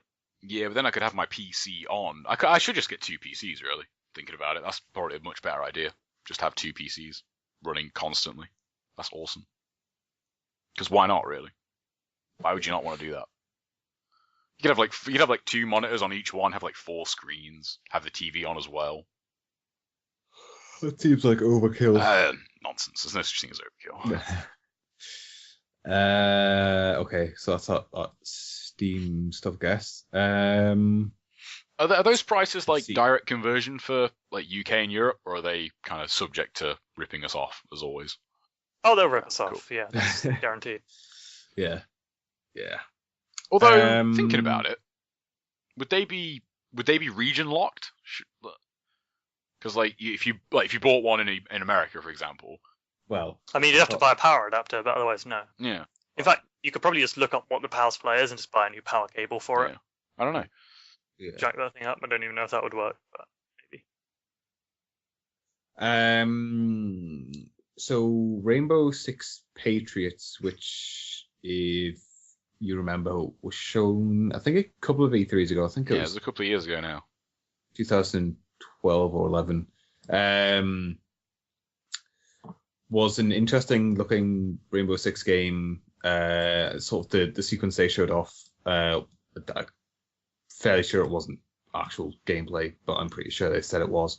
Basically, a guy was sort of coerced into being a suicide bomber, and then Rainbow Six had to shoot said dude in the face, and then I think the thing was going to blew up anyway. Anyway, it looked sort of interesting, but apparently that it wasn't working, and is going to have to be remade, which is like the pretty much direct quote from Ubisoft, which I don't even know what that means.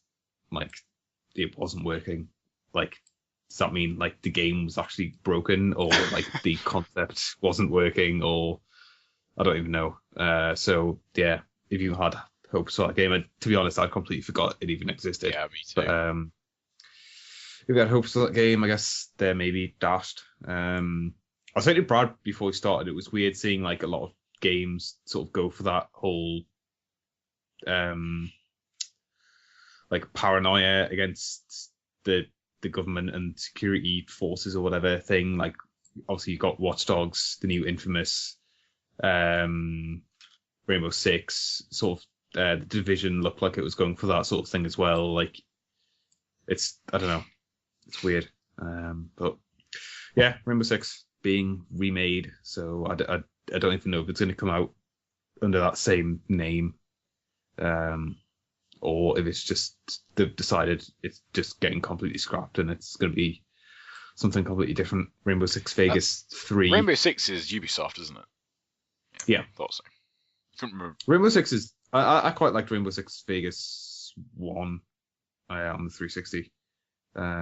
Like those games were always like a weird sort of alternative to like the normal first person shooter, like trying to go for the more sort of tactical thing without going too crazy realistic like armor or something. Like the ones on the PC were always interesting with the sort of like planning out your moves before you actually do them instead of just like running in guns blazing as you usually do. Yeah. So that happened. The VGX happened. The VGX. VGX, the successor. Not the Vaga. Yeah, successor to the VGA. The VGX. Vaga. So yeah, the video spike. I don't even know what to call them because they aren't the video game awards anymore, even though there were awards. They're like the trailer showcase for next year's games. Yeah, video game experience happened recently. Apparently, it was a bit of a shit show. I didn't actually watch it myself, but me neither. It's no longer like in front of a studio audience thing. It was not studio audience, like an auditorium thing. It's like now just in a little weird studio where Jeff Keighley and some comedian guy that I've never heard of sounded like they had a really bad, awkward time talking to some video game people about their new video games. But other than that, you know what they should do in the future to improve that? Just let the developers talk for 3 hours. Yeah, that'd be way better. That sounds worse. That sounds way worse. Each developer come up one at a time and just talk about their game and then walk off. Yeah. It's funny, like, you think, like, a developer would be the best person to talk about the game, but they always seem like the worst. Oh, yeah, no, yeah. Like, most developers should never yeah, be put in front of a camera, especially if it's a person. small studio. You have to have the right person. There's- It's kind of hard. There's so few of them, though, like, Yeah. that really kind of have the, like, Charisma. yeah, because, like, I think the worst are the ones that, like, they try and, I don't know how to describe it, but they, you know, like, if they use the word gamer, they're bad people. Like, Yeah. They play up to the expectations of what, like, that. I don't know. Yeah. I know. yeah, know like, it's hard, but- yeah, like, you know what I mean, but it is hard to, like, give them a, Yes. you know, a term or, like, They talk in, like, dumb. they talk how they marketing think they should jargon. talk, like, I guess. Yeah. Like, Yeah. they don't talk how, you know, they, Yeah, but to be fair, if they talked how they would talk to other developers, most of it would Yeah. go over people's heads. Oh, yeah. So. Yeah. So out of that complete and utter pile of Shit show. poop. Okay, came... just before we talk about the good parts, let's talk about the bad parts. Okay. So, the concert and the five children that they gave microphones every time they cut to that concert. What was that about? I don't know. I didn't watch it. You didn't see it? Like, No, did you not watch the show? Nope, I didn't watch any of it. Oh my god, Joe! I've never watched it. And Neither have don't- I. I only watched it plan on because starting it was now. on Twitch or something, and it was embedded on the Giant Bomb site, so I had nothing better to do than to put it on in the background. Oh my god, it must have been. I think they were like musicians, maybe, but they were just talking about like dick jokes and like I don't even know. Like it was. You need to. There must be like a YouTube video of highlights of those guys saying the dumbest shit. Like they should have never have been given a microphone in their life. Oh, it was so painful. They kept cutting back to those five guys. Intimately shit. Yeah. Yeah. So I guess that was one of the low points. There was also like apparently like the developers of so Telltale are doing 2 new games next year as well as The Wolf Among Us and season 2 of The Dead, which are a Game of Thrones adventure game and a Borderlands adventure game. That Game of Thrones apparently one like could be really fucking cool. yeah, apparently like Joel McHale made a joke about like it was some like specific sort of Game of Thrones reference, and like none of the developers understood it. Oh yes, I just actually saw it. Do you want to know what it was? Yeah, sure. Okay. It was Go for it was literally just a comment about like how much nudity and sex will there be in the Oh, game, right, and the okay. developer was like, "There's nudity in the TV show." That was his genuine response. Hmm. So at that point, I was just like, "Oh, That's I hope Yeah. this guy isn't actually working on the game. yeah. At least not the story of the game. Like, fair enough if he Is makes it going to Yeah. be set like Engine. in the A Song of Ice and Fire story, or is it going to be set like That's I mean, they talked about the only thing they did talk about in the interview was choosing the right character for it to be from the perspective of. But all I can think is like one, I don't know how. I obviously it's presumably based on the TV show Strong more than the books.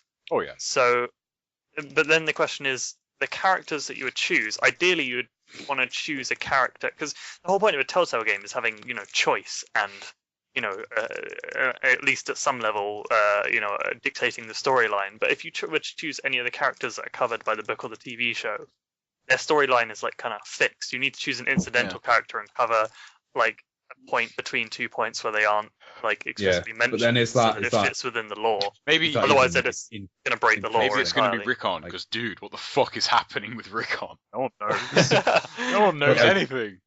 Is like playing as a completely incidental character while all the crazy shit of the show I'd goes on prefer in it the to background, even going to be Secondary completely, like set before it. I think because I think the world. As I said before, it could work, but like at the time when it's like, I oh, don't necessarily mean like okay, like spoilers for Game of Thrones, but like it's like, oh, Ned's just died, and you're like some shitty soldier guy doing some boring shit. Like I don't know. There are enough characters that are mentioned throughout the series that you could Yeah, I guess. fill in gaps. if You you, know what I mean? if you went between like more than one character maybe, but I mean a lot of the stuff is kind of covered.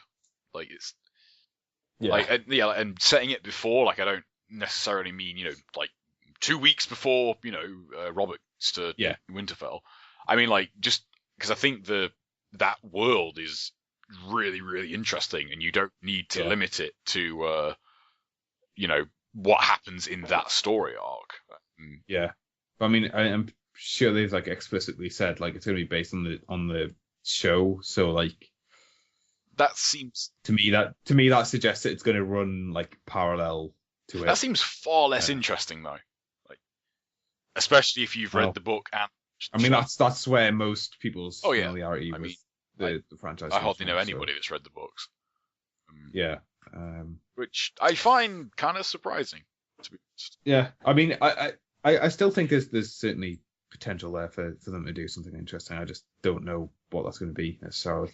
The other thing from Telltale is a Borderlands adventure game, which came completely out of left field. Like, I didn't really understand. Like, I did not understand that. Yeah. And like a Borderlands adventure game, like the thing about Borderlands is sort of the co-op. Yeah, it's not really gameplay, the story, like, is it? I mean, I haven't played Borderlands. So.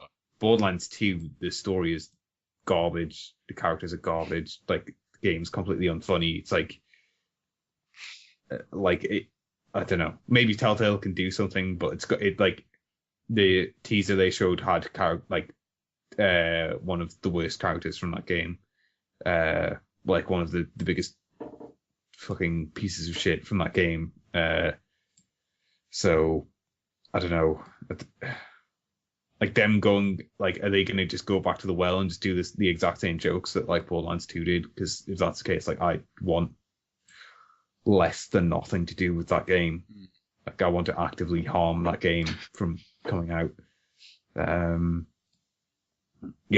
I guess sort of the game that got everyone talking was No Man's Sky, which looks pretty interesting. It's a procedurally generated open universe space exploration game, I guess. No one really knows like what the actual goal of the game is, I guess. Have you listened to this week's podcast? Yes. Because Jeff tweeted about some game that he was really excited about seeing that him and Brad went to, I think, and then this was the game that they went to see, but they didn't talk about it until after this event, obviously. I mean, Jeff said like the thing is getting to the center of the universe, but I don't know what's actually at the center of this. They haven't said yet. They just said there Yeah. is going to be some reason. So basically, the idea is that all of the players will spawn randomly, at the outskirts of the universe, and there'll be some gameplay mechanic encouraging people to move towards the middle. Yeah. And I guess the concept of it is like everyone will be in the same world, and you'll hop from like planet to planet. The idea is you'll be fighting in space, and then your ship might crash land on a planet or something. Yeah. Go gather parts to repair your ship, and then take off back But into it's not going to be an MMO. It's like it's going to sort of, well, I guess the I guess idea it kind of is an MMO. yeah, the idea is to have it like if there's like a load of people gathered in an area like together, like maybe all those people will populate each other's worlds, and like stuff that one person does to a world will like affect everyone else's version of that world. And like apparently like I don't know if this is actual fact or if this is just complete speculation, but it's like the first person to reach the center of the universe can essentially just reset the universe. No, that was just what they said would be cool. They were talking about a previous game that had a similar mechanic. They said it would be awesome if that was what happened when you get to the center, is you get to reset the world. Because I think that what they were talking about was that the first person to discover a planet in a galaxy gets to name that planet. Or gets they get their name is attached to it. associated with it. They're named as the discoverer of planet, yeah, whatever the name of the planet is.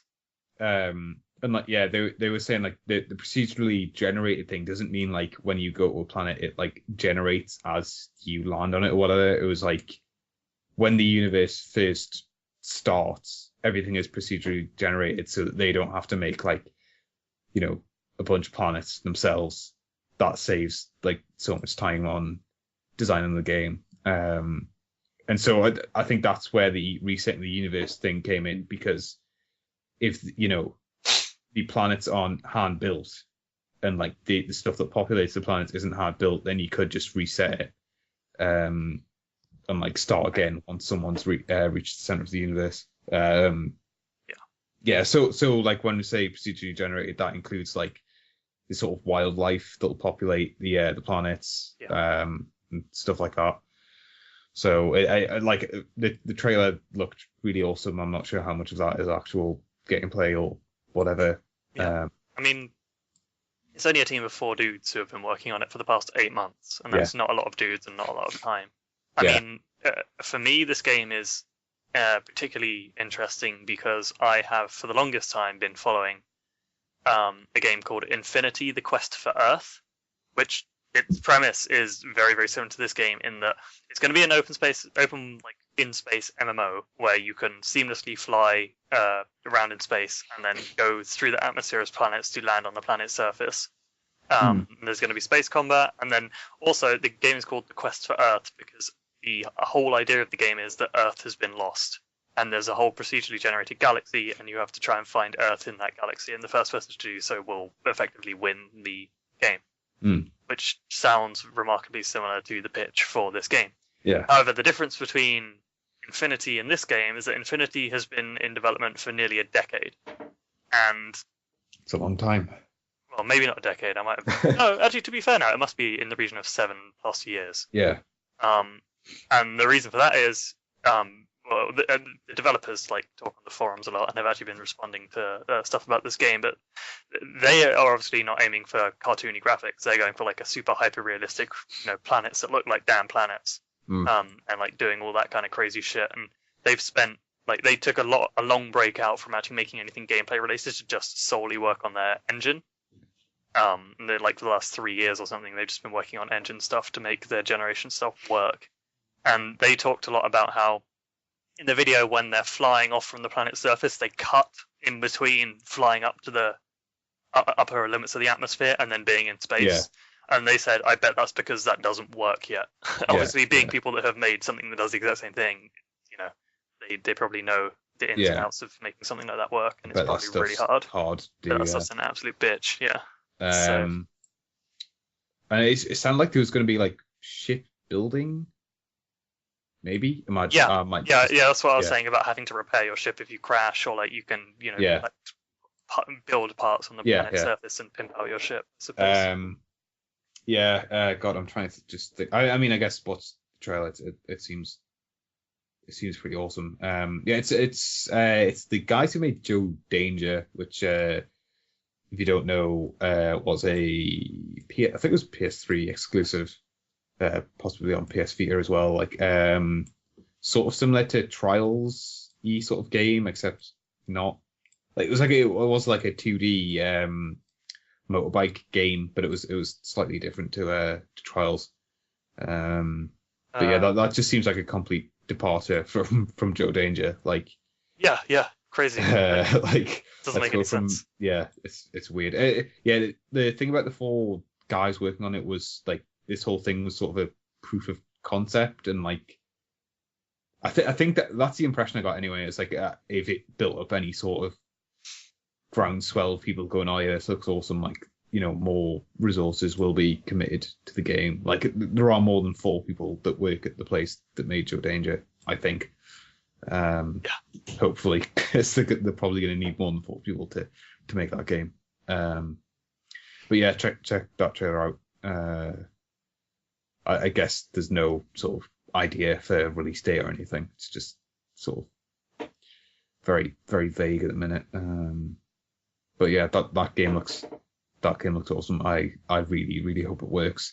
Yeah, I'd love for it to work as well. I'd also love for Infinity, the Quest for Earth, to ever come out, because I'm still super stoked for that. I'm sure someone posted a video of that in some thread that was discussing No Man's Sky. Like, oh, this looks really similar to this, and like, yeah, that game, like No Man's Sky is like really heavily stylized.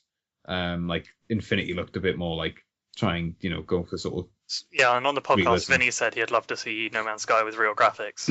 I sent him a message. I don't know if he ever reads his messages on the site, but I was like, yo, Infinity. Yeah. So yeah, No Man's Sky. That looks pretty awesome. That's got me excited. The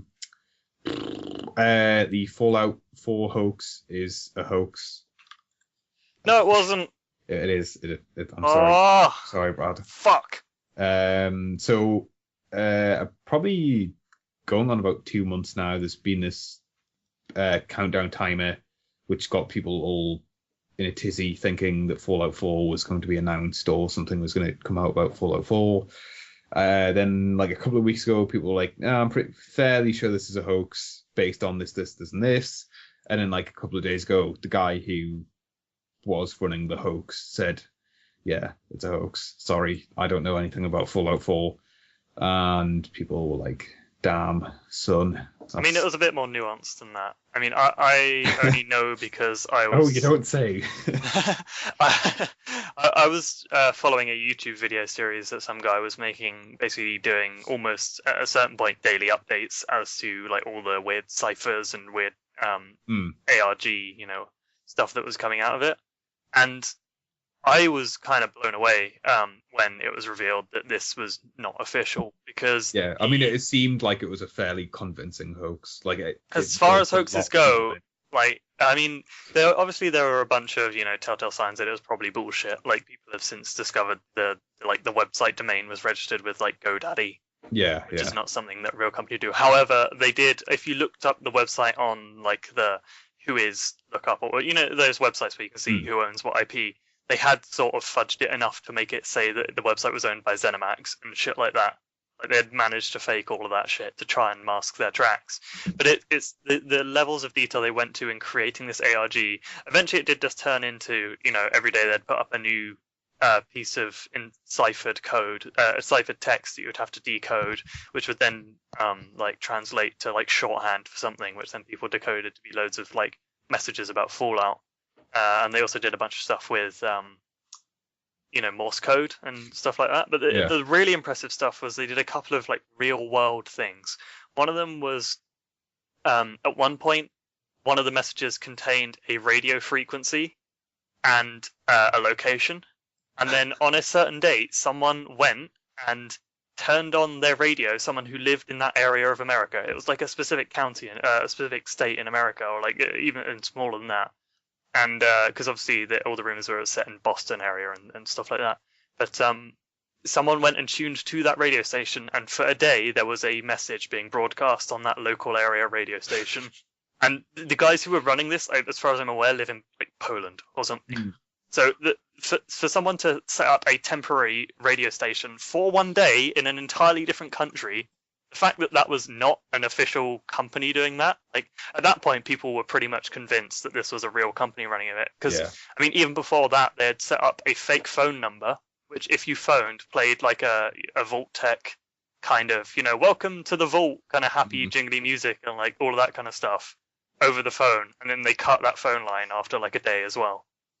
Those kind of things are like not cheap and easy to set up from a foreign country, and the fact that it wasn't an official marketing thing, it probably did better marketing for a Fallout game than Bethesda will ever do. And it was just a bunch of people doing it for fun. And then on the day it got outed, Bethesda, for some reason, let this run for like a month or something, and then came out and said, oh, by the way, if you see anything about, one of our games that isn't through one of our official, channels, it's probably fake. Yeah. And they just spoiled the fun there and then. And like, why would you let it run for that long and then go, it's so... we should probably, put out a message. And they didn't even come out and say Fallout 2220, Survivor 2299 is fake. They just said, if you see information coming from other sources. Like, what the fuck does that even mean? Like, if you're going to bust those guys nuts, at least do it properly. Maybe, and then the website... maybe that's how deep it goes.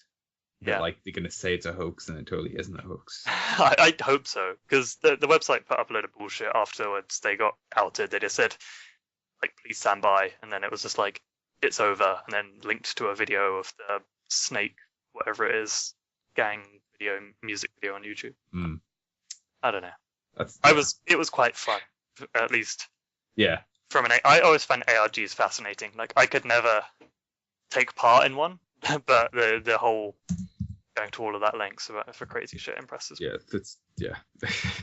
It's fun to see people using the internet for really dumb purposes like that. That's crazy. The only other bit of news, unless I'm missing something, is that there isn't going to be, or there already is, a Dark Souls cafe somewhere in Japan serving Estus flasks. And God, what's on the food menu? That looks, what the hell is that supposed to be? So is that actually like a real cafe, or just like a place where you go and play Dark Souls, or both? Wait, what? Like, okay, which I'm gonna read this article. And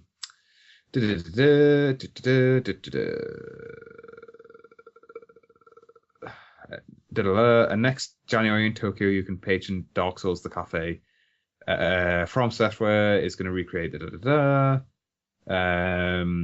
okay, so it's just like they're going to repurpose an already existing cafe into Dark Souls cafe, and they're going to serve stuff that I don't like. I can see what the Estus flask thing is, but what the hell is this supposed to be? I'm just going to paste this in the chat. I don't know what that's supposed to be. But yeah, they're going to serve like Dark Souls themed food and drink. It's opening on January 6th, which is like a couple of months at least before Dark Souls 2 comes out. So I don't know, make of that what you will. Japan is... I have no idea what to make of that.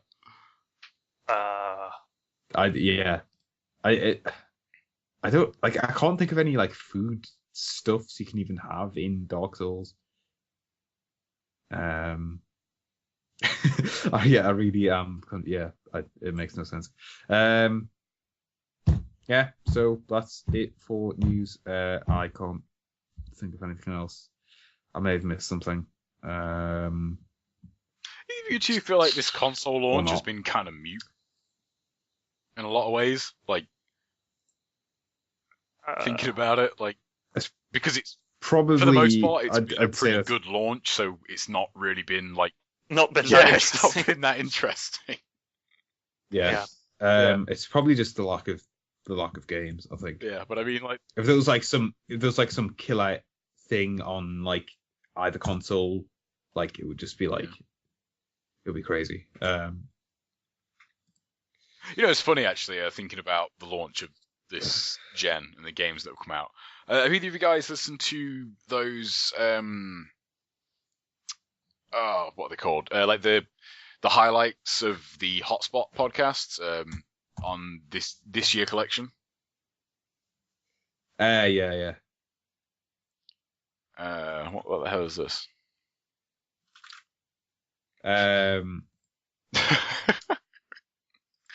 Oh man. I tried to get a translation of this crazy Japanese writing on the Dark Souls Cafe website, but How's that going for you? uh, To say konnichiwa. yes, it says konnichiwa. Okay. Ring of Stone, onion ring mustard sauce bamboo charcoal. Successor What? of the sun. Charcoal? Successor of the sun and golden tomato pasta with bacon. Vegetables cut off the dead cock. Salad, mustard, butter, and plum paprika sauce. Life overflowing drink. Cliff. Life overflowing drink. All right. My drink is life overflowing. Oh god. Yeah, so fill your boots with that, I guess. Yeah, Yeah. okay. Life overflowing, prayer of healing. The ephemeral black meat bun, squid ink containing red pepper meat bun. Pills of darkness beans, black peanut. Roasted mushroom people, sauteed Dark Souls style of king oyster mushroom. Fried meat of snake people, served with ketchup fried. Uh, I thought you were going to say served with people fried. Arm of the black dragon Karamito, spear of soul. Is that Karameet's arm? Soul spear! Maybe. No, it's like No. it's like it says spear of soul as in like the Korean city Seoul. Which What? I don't know why. Oh, Have we ever talked Well, I on don't this podcast about how much ketchup just sucks? Like, seriously. what? I'm going to cut you Seriously, you guys? internally. But right, okay. I Bad, live off of ketchup, you Oh fuck. man, you're... bad ketchup sucks, but Yeah, if you're not eating Heinz, like, go kill yourself. Right. I spend more on ketchup than I do on food. ketchup is fucking bad, man. It's terrible. I legitimately spend more on ketchup every week than I do Right. on food for dinner You're every a week. terrible person. Like, why would you ever want anything to taste like ketchup? Like, do you guys like not Because eat food? it's good. You can't eat chips without ketchup. Oh my That's just god, fucked up, no! man. That's the only thing you put on chips is So dry. salt and vinegar. what was No, solid. you're a bad person for eating vinegar. Vinegar is Wait, bad. hey! I won't have anything said against vinegar. Okay, Come on, you man. are at least somewhat redeemed, John. But seriously, I'm the mediator here because I'll just eat anything. You just eat shit. okay. How do you guys feel about mayonnaise? Depends on the circumstances. I'm No, sorry. How do you what? guys feel about mayonnaise? Smear mayonnaise all over it. That's- Yeah, mayonnaise is Are you alright. two- I don't know. I don't like mayonnaise. Okay, actually. In a sandwich, in moderation, I'll have some Oh man, mayonnaise. no mayonnaise. Mayonnaise and ketchup should be like. What about garlic mayonnaise? That's like a different. No. Oh man, no. Garlic mayonnaise is awesome. No, mayonnaise is fucking terrible. I don't know. I just like sauces. I'm really honestly not bothered about what's in them generally. No, well that's. I don't know. I always feel that like. Very few things really need sauce because otherwise you're just making something taste like something else. Like, Hmm. you know what I mean? Like that's I how. think, yeah. I think the trick to sauces is always moderation. Oh Yeah. yeah, less is definitely. Unless like it's I- like I'm gonna eat something that's I don't really like, but I should eat it because it's good for me. Let's just dollop a bunch of this sauce on it so I when you can't do really that, taste you're it. kind of negating like it. Yeah, maybe, but whatever. It's like having salad and Uh, putting mayonnaise on it. It's like you're kind of defeating the point of having a salad. Like, it's weird. Yeah. Well, I mean, if you're having like low fat mayonnaise, or put some salad cream on there. I'm Some not low actually that salad sure. cream. Like, is salad cream like not as bad? I don't really know. I mean, I think you can get some pretty bad salad cream. That's like salad completely, cream. like, Salad cream is Okay. not much better. Like, it's only like just not as shitty as mayonnaise. I mean, I when I have salad cream, it's like it's so little. It's like enough to flavor it, but not enough to like completely overpower it. How do you guys Yeah. feel about like chili sauce? Like I could go for some chili sauce with pretty much every meal of the day, except for like breakfast. Like, I've got this really weird thing. I really like hot food, but everyone seems to think I hate hot food. I don't know where it came from. It's like someone will put chili. Oh, is that too much chili? I'm like, dude, like. Just give me a bowl of chili. That's nowhere near enough. Just put like that sauce is a bit hot, by the way. I'm like, yes, it says chili on it. I realize this. Like, I wouldn't be putting it on my food if it didn't. Yeah, I guess chili is like a deal breaker though. I mean, like if you get like, I don't know why you would have chili sauce on a burger, but let's just go with burgers here. What? Of course you would. Oh no, I agree. I think it's kind of awesome. But most people probably wouldn't. But like, if you get chili sauce on a burger, like. Your burger's kind of fucked if you don't like it. If you get like mayonnaise or ketchup on a burger, you can just kind of scrape most of it off, and like the taste. Yeah, if you're not a chili person and you get chili sauce on something, that could, because it's impossible to It's impossible to eat it because like chili is not a, Yeah, you just gotta sort of like eat around it and then just leave the spot where the chili landed. Yeah, it's kind of a lot of work. Yeah. But, I don't know. I've became like really a lot less picky about like, I don't know. I just put the food in my mouth. No, it's weird. Becoming like ever since leaving uni, I've become like very particular about food. Really? That's like that. Yeah, that was like the complete. I don't like. I think it was actually. I think it was that I couldn't eat well at uni, and now that like I have the money to eat well, like I really enjoy being able to eat well. Like apart from frozen pizza, like I don't eat anything frozen, like ever. Like. I don't mean that. Like I don't mean like I'll eat just complete dog shit, but I mean like in terms of like vegetables and stuff. Like like I'm way more willing to try new stuff. Like I think it was since I started cooking for myself. Yeah, properly cooking. Like I think it was like I realized it was like all these recipes are like these got stuff that like I generally wouldn't eat, but like. I may as well just throw it in there and see what it tastes like. You can kind of make yourself like food that you didn't. Totally. Is it in the right way? Someone at work was saying it's like if you try something 17 times, you will just like it. And then someone else was like, "Oh yeah, I've totally heard that." I was like, "What? That's bullshit." What? Right. I see shit 17 times. You'll get there. But I mean, has anyone ever eaten shit? And that's what I do on my spare time. Would they tell you? So, maybe it was 7 times. Maybe it wasn't 17 times. I could try coffee 6 more times and see if that makes a difference. Because I tried coffee. And I'm always tempted. I'm tempted to try coffee again now because that's I feel like that might help me get the working day. But... The main thing for coffee is it's a kind of a 2-part thing. It smells really, really good. So I'm thinking, how can something that smells that good just taste like a fucking ashtray? And 2, it seems like a lot of work to make something that tastes so fucking horrible. So I'm like, am I doing it wrong? Am I not making it right? Because it just seems like a lot of work to go through making coffee and being like, what really? This is what I have at the end of it? This fucking incredibly foul, bitter drink. It's not refreshing. I think the one time I had coffee, I had it made for me by someone else, and I was just I would never drink it again. I don't think. Yeah, I can only make coffee. I can only drink coffee that I've made. I can't drink coffee that's been made at a cafe or something. Instant coffee, or do you have? I only drink instant. Okay.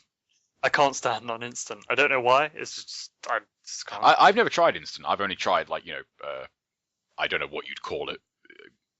We're not coffee people here, but non-instant coffee, whatever you want to call that. Just beans, whatever. But yeah, and it was fucking horrible. So I don't know if it was just shit. It was crap coffee. I don't know. I have no idea. But it just seems like. And you're not a tea person. Oh no, I fucking love tea. Tea. Oh, okay. Tea is the joint top 3 drink. That's weird. I don't know.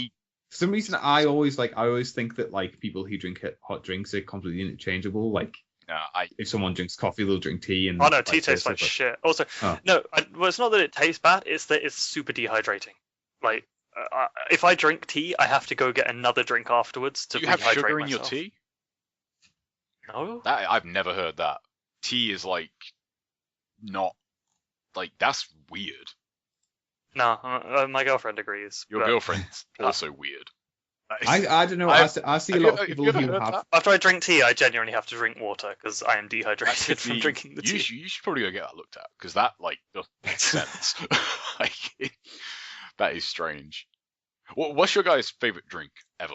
Like, if you had to drink one drink for the rest of your life, and it was God. and it was hydrating, so if it was whiskey, although you'd be constantly drunk, but that's a different. Yeah, that's a problem. Yeah. Like if I could drink like a good whiskey, like without the effects of the alcohol, then probably that. But I don't even. I'd probably just drink water. Really? Like Like if it like this, because you not can't have- you can't really get bored of water. you would not have like the regular, like you could pick like fucking, I don't know, what's a really unhealthy drink, like Lucozade or something, and like you wouldn't, it wouldn't be like it would just hydrate you, like it would taste the same and all that shit, and you wouldn't have all the bad things, but like you could drink. I'd probably get like a. I don't know. Doesn't tea have more caffeine than coffee, right? No, I thought it was the other way no, around. coffee has way more caffeine than tea. I mean, you can get stronger tea. You can definitely get like higher caffeine content tea, but like if you get like just like regular coffee versus like a regular tea bag or like whatever brand you want, like the coffee is like, I think it might have been on one of the Tested podcasts actually. They talked about like how much caffeine is in just like a regular cup of coffee, and it is a fucking lot. Like it's a lot more than people think. I think it might be like 2 cups of coffee a day is like, that puts you over your caffeine limit. I'm gonna try and look it up. But yeah, like it's a lot more than people think. Because there was a woman at work. Well, she doesn't work there anymore, but she used to have like 8 to 9 cups a day, and I was like, dude, well not dude, but dudette. That's really bad. Like that is a lot of caffeine you're taking in. Apparently, tea contains half the amount of. Yeah, I knew it was like, Anyway, caffeine is dehydrating. Like it makes you dehydrate. maybe you're like But- more sensitive to caffeine than if tea dehydrates you. But coffee has more, so I don't understand why If coffee maybe doesn't because you dehydrate like me. coffee more. I don't know. I honestly have no idea. So Yeah, if I was to drink one drink for the rest of my life without the health effects, I guess, Yes. but still the alcoholic effects of alcohol, probably just go for Pepsi Max. Oh, you suck. You fucking Brad, Coke or Pepsi. Pepsi. Oh, you guys.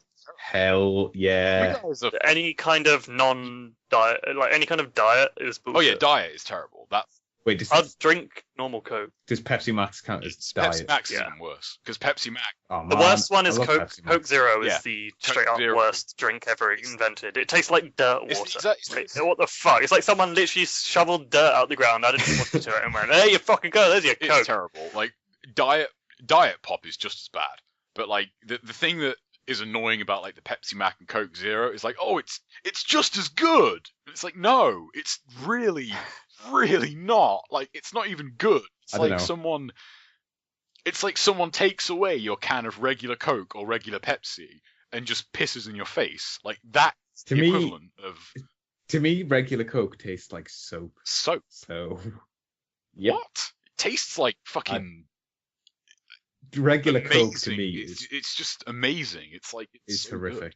I can't be. I think the thing is, my dad's diabetic, so whenever he would buy Coke, he would buy Diet Coke. So whatever was in it, like there was never like just Coke in Yeah. the house. So like, Have you saying I like your think I just taste got buds have used. been like eroded because of Diet? Well, That would make sense. no, they've been cultured. Diet Coke is, oh man, No, Diet Coke's No, fine. it's not. Diet Coke's like, Nah. it's not great, but it's fine. It does the job. But Pepsi Max, that is on a different level shit. altogether Brad, No. you like Pepsi Max? of greatness. Do you What? like Pepsi Max? I've never drank Pepsi Okay, Max. good. Pepsi Max is awesome. I'm technically not meant to drink diet and like sugar-free stop ones because they have drinking. I can't have aspartame basically, and all of those contain aspartame. But I have had them accidentally before, and the worst one was like I got a Coke Zero. I asked for a Coke in a restaurant once and was served a Coke Zero, and I was like, "There's something wrong with this Coke. Oh, It hell tastes like no. shit." I'm dying. And the person was like, "It's So- Coke Zero," And I was like, what the when you ask for a Coke, you do not expect to be served No, Coke You Zero. spit it in their face. And that's a different story as well. I remember once I was in a bar and I ordered a Coke because I didn't really fancy like a drink to start with, and he gave it me, and I smelt it and I was like, that's Diet Coke. And he said to me, no, it's not. I was like, yeah, it fucking is. Like, my sense of smell is really good. Like, that's Diet Coke. Like, and I don't know if you guys have ever smelled it, but like, they do smell pretty different. Like, they are distinct smells between the two, which kind of makes sense. Yeah, because Coke smells exactly like soap. it does not So smell like soap. it tastes. I swear to God. But it tastes anyway, exactly point of like the story. But yeah, like, and he was like disputing with me for like a good minute. I was like, dude, just give me another Coke because this is Diet Coke. It's like, and eventually he did. I was like, you fucking twat. But yeah, what do you think's an underrated drink? Let's talk about that. I think Fanta is underrated. Like regular. I don't know. If Fanta. like I do. Like I was drinking Fanta. Like Fanta whatever, is but great. I don't Man. know. That is like. I think I've just got a problem with most fizzy drinks in general, where it's like they're good, but they almost always have a weird like aftertaste that is I true. can't get behind. Like that's why Pepsi and Pepsi Max are just like I mean I know Problem with you know, Pepsi. I've is, hyped like, up Pepsi Max, but like Pepsi, just general Pepsi, that is a fine drink. I will drink a Pepsi. I don't. Well, Pepsi Max is horrible. But my problem with Pepsi is like it feels too thick. Yeah, It's like that's what I want. it's like on it's the a- thickness. It's like it's one notch Syrup. above, like, you know, what a fizzy drink should be. It's like it's thicker, and I don't like that. I don't like it. Underrated. I'll go for a good 7-Up. Yeah, you know, 7 or a Up is Sprite. very under. Have you tried Cherry 7 Up? That's really good. No. Or I had that I had that in last year in a bunch of cans, and it tastes like medicine. It's horrible. Some medicine's nice Yeah, but not that. Yeah. No medicine is nice. though. Some medicine's nice. No Give me some- medicine is Let me nice. just drink Calpol straight from the I bottle, and I'll be happy. I think I don't want to talk to you anymore. You could fuck yourself up with I- Calpol real I think good. we've talked about this before, have we?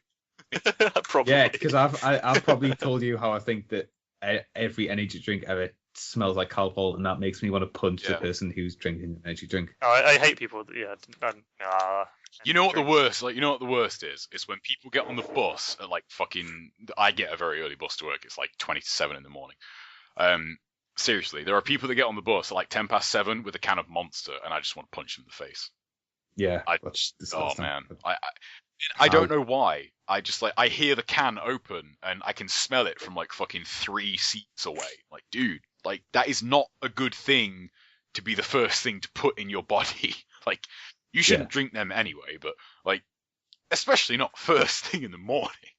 Like, and I have like Pop-Tarts for breakfast a lot, which you shouldn't do. Like, but there's a line, man, and like energy drink, like first thing, really? Like, That's up for a line. like surely you can't like have brushed your teeth even like half an hour before drinking that and like not taste what I would imagine is quite horrible. Yeah, that's the The worst. worst. Like brushing your teeth. Hate that. Like, yeah, there's that dead zone like about half an hour after you've brushed your teeth. That's one of the where best just ways to, nothing like- tastes good. That's one of the best ways to get into drinking water, though. Brushing Yeah, your teeth yeah. does make you thirsty, and like the only thing you can really drink is water, like without it completely fucking up the taste. So, Yeah. Or you can just use mouthwash. yeah, but that dehydrates your mouth even more. So, I don't know. After It's I've had free mouthwash, I'm alcohol. usually good. really, like, It do you is. use like a non-alcoholic one? No. No, that's weird. I don't know why. Once I've done my teeth, I'm good. As long as I do mouthwash. If I don't do mouthwash, I need a drink. You know, it's.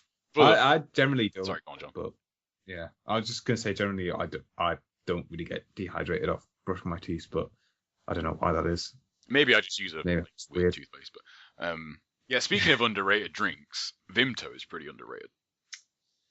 I don't know. Like the drinks machine at work serves Vimto, and it was terrible. Really? I don't know if it was just that drinks Probably machine, was. Vimto is great. but I It's don't like, know. It's like really. It's the fruitiest drink ever. It's so fruity. It's like just eating. It's like getting a bowl of fruit and just eating it like in one.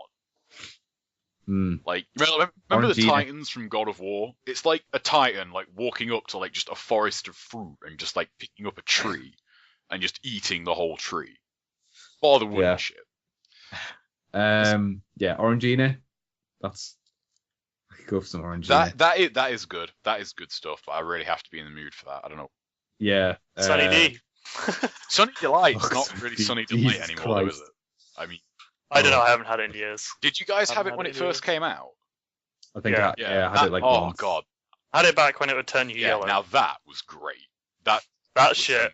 Oh my god. oh When it was really bad. yeah, because it was like what was it? It was like they didn't even put This makes us sound really fucking old, but they didn't even put like you know how like nowadays you have like the kind of like the content of the different types. the nutritional. Yeah, the nutritional information. data. That wasn't on like old food, was it? Like at all. I'm not No, even sure if it that was was, on the back because I mean all that stuff is on the back anyway. But like now they have like you know, You're lucky if they put the E numbers yeah, on like it. a lot of the time like that stuff wasn't on there. And I remember it came out like it had like 3 times the amount of sugar as Coke. It was and yet it was marketed as being this like really healthy drink for kids. Yeah. It's like no, you could drink like 1 bottle of that was the equivalent of like an entire 2-liter bottle of Coke to yourself. It was Yeah. kind of ridiculous, Crazy. but it was fucking amazing. If I could go back in a time machine, I would go back and buy that shit and bring it back. Purple Fanta. I'm so good. They stopped doing purple Fanta. Oh, I never actually got a chance to try that. That was the berry one, wasn't it? Yeah, zesty berry. Jesus Christ. I never tried.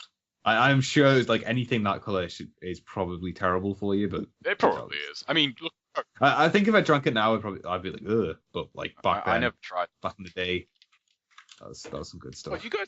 I've had to like, I've had ginger beer, which is the worst drink known to man. But Yeah, ginger beer is terrible. ginger beer is awful. You ever tried beer, bro? Root beer? Nope. Okay, now this is weird because well, it's kind of sucks that both of you never tried it. Because when I was in America, I actually had root beer over there. Me and my friend went to this. It was this really weird place. It wasn't really a cafe. It was like an ice cream bar thing. It was cool Okay. though. Yeah, and I was looking at shit and I was like, oh yeah, root beer. I've always wanted to try like root beer, not in England. Like I want to try American root beer, and that shit is really good. But like the stuff we have here that's called root beer tastes nothing like root beer over there. It's like a stronger tasting version of Coke almost. It's a very, very hard taste to describe. Like I was kind of hoping you guys had tried it. That's why. But yeah, it's like I was trying to think of a way to like compare it. It's really, really strange. It's a really weird flavor. Like you can't drink it. Like you could drink like Coke or Pepsi really, really fast. You couldn't drink that really, really fast. It's very strange. It's like kind of like the difference between like a spirit and a wine. Like spirits is way more potent. You don't drink them as quickly. You can drink wine a lot quicker. But yeah, root beer was good. That was really good. Yeah. Yes, spirits are just impossible to drink quickly.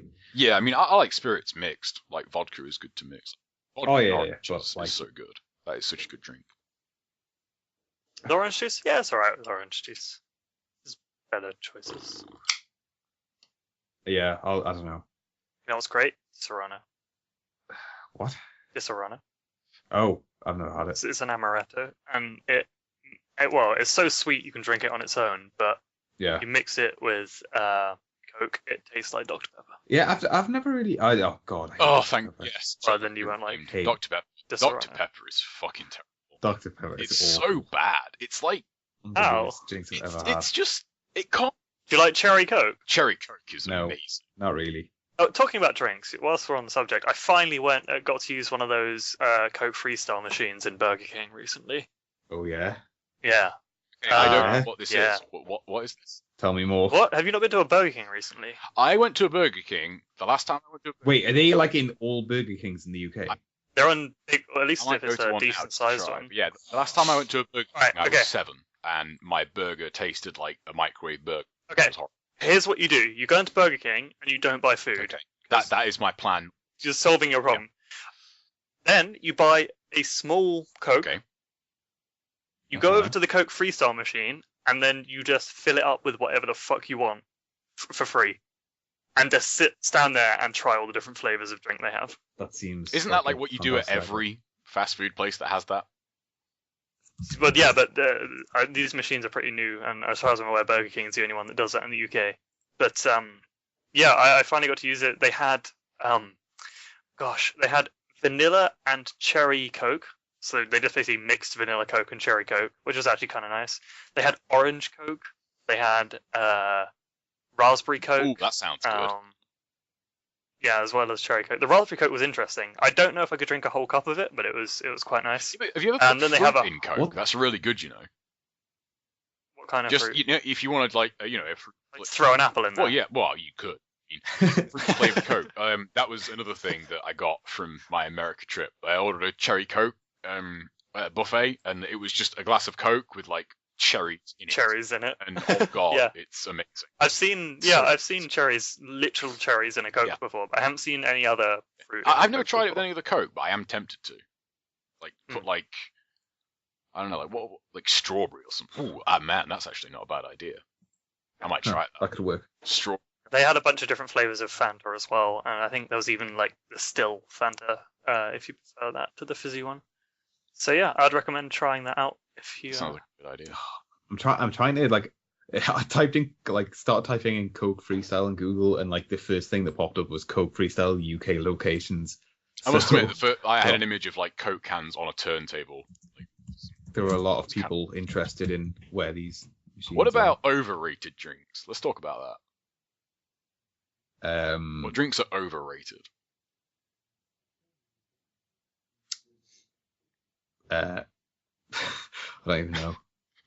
Okay, Like a Coke. get the fuck out of here. Like a- Overrated. Yeah, like what's Like a an normal Coke. overrated drink?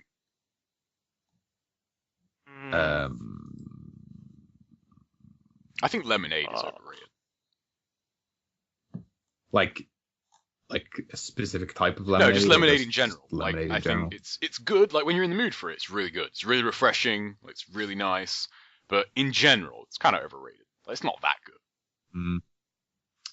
Yeah, It's I only guess. good I when don't- you're in the mood for it. That's it. That's the only time it's good. Oh man, right, okay. I found the conclusive answer. I think the Coke Freestyle machine is in and around London at the minute.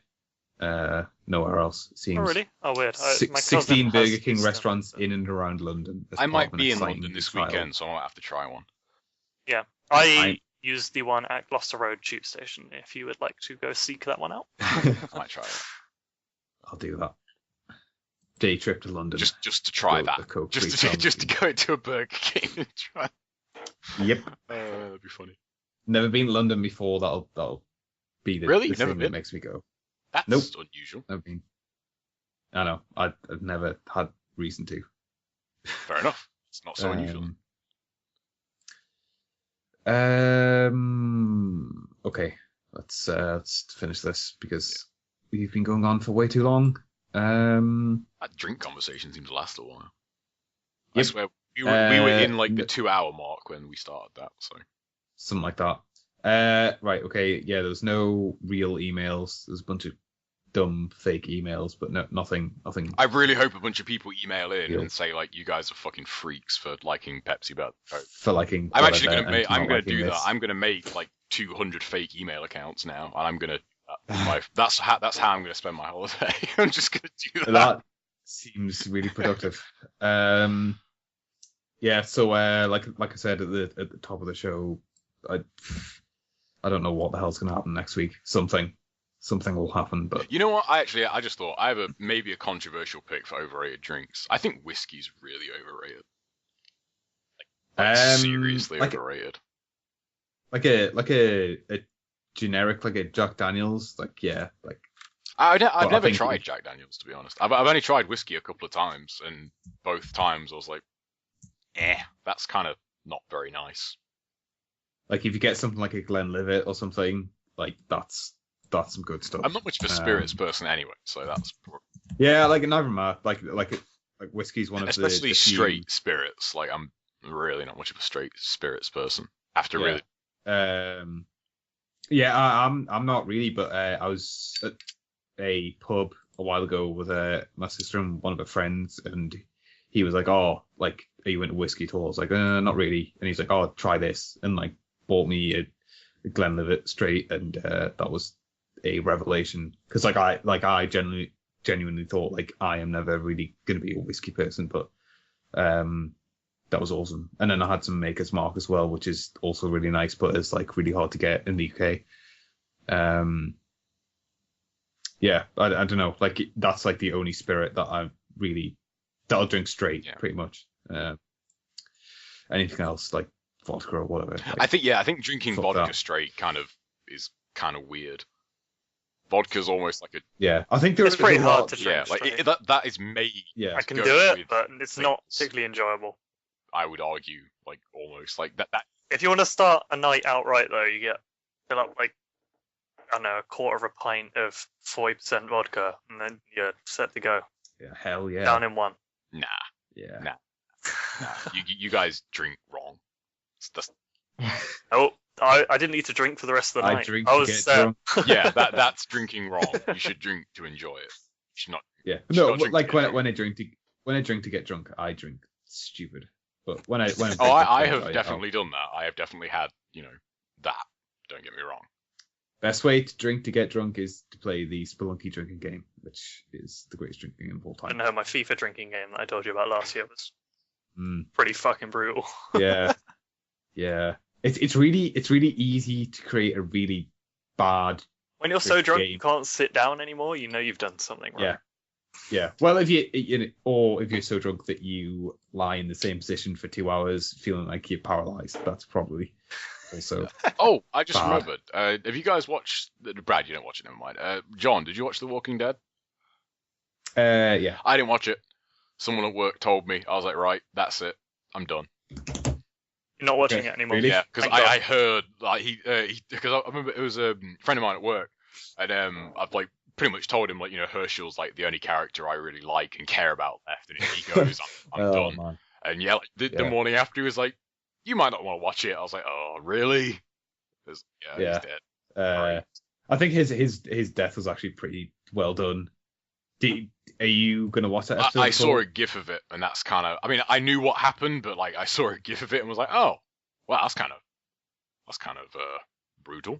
Did you see the gif of the whole thing, or no? You just see a gif of like Herschel, and then like the governor's all like, yo, I've got one eye, and he's like, yo, take this, and then you see Sean, and she's all like, no. Yeah, it's actually really well done because he survives that first cut, and then obviously big gun battle breaks out, and he's like crawling away, and you're like, oh shit, he's gonna survive, and then the governor just like grabs him and then like hacks his head off in a really brutal, crazy way, and it's like, oh shit, I thought he was gonna get away there, but no. Doesn't the first cut like make him a Pez dispenser though? Like he's not really gonna survive. Yeah, that's totally a line from Sin City. Yeah, it is. I love the line so much. That's a great film. I love that. Yeah, that film's awesome. Actually, I don't know if it's great.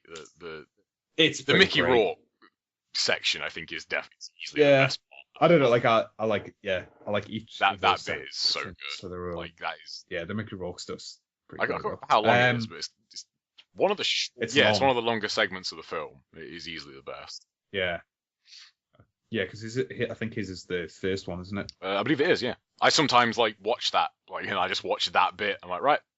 Yeah, I don't watch the rest of the. Yeah, it's weird that like that. It's basically 3 separate short movies. I mean, they're all good. But I think his is definitely the best.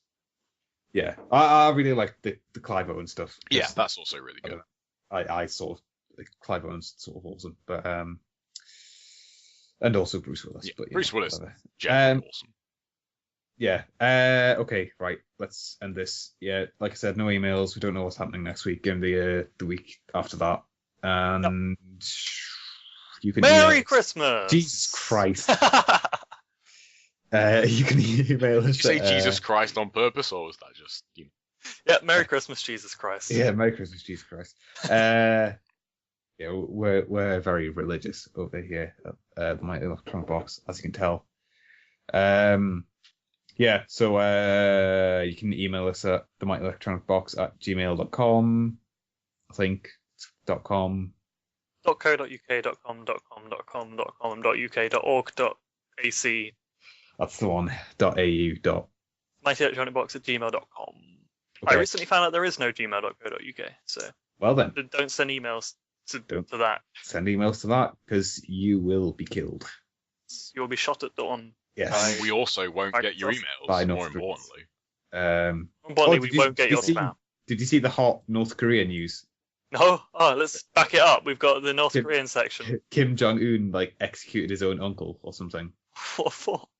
I don't know. And then like they made some bad photoshops, as they always do, like photoshopping him out of photos. Okay. But like his uncle was like type with the Chinese, and now I don't know. It's crazy. North Korea's crazy. Anyway, yeah, and you can tweet at us at TMEV podcast, and you can keep up with North Korean news by typing North Korea in a search engine. Yeah, we'll be back soon. Say goodbye. Bye bye. Bye.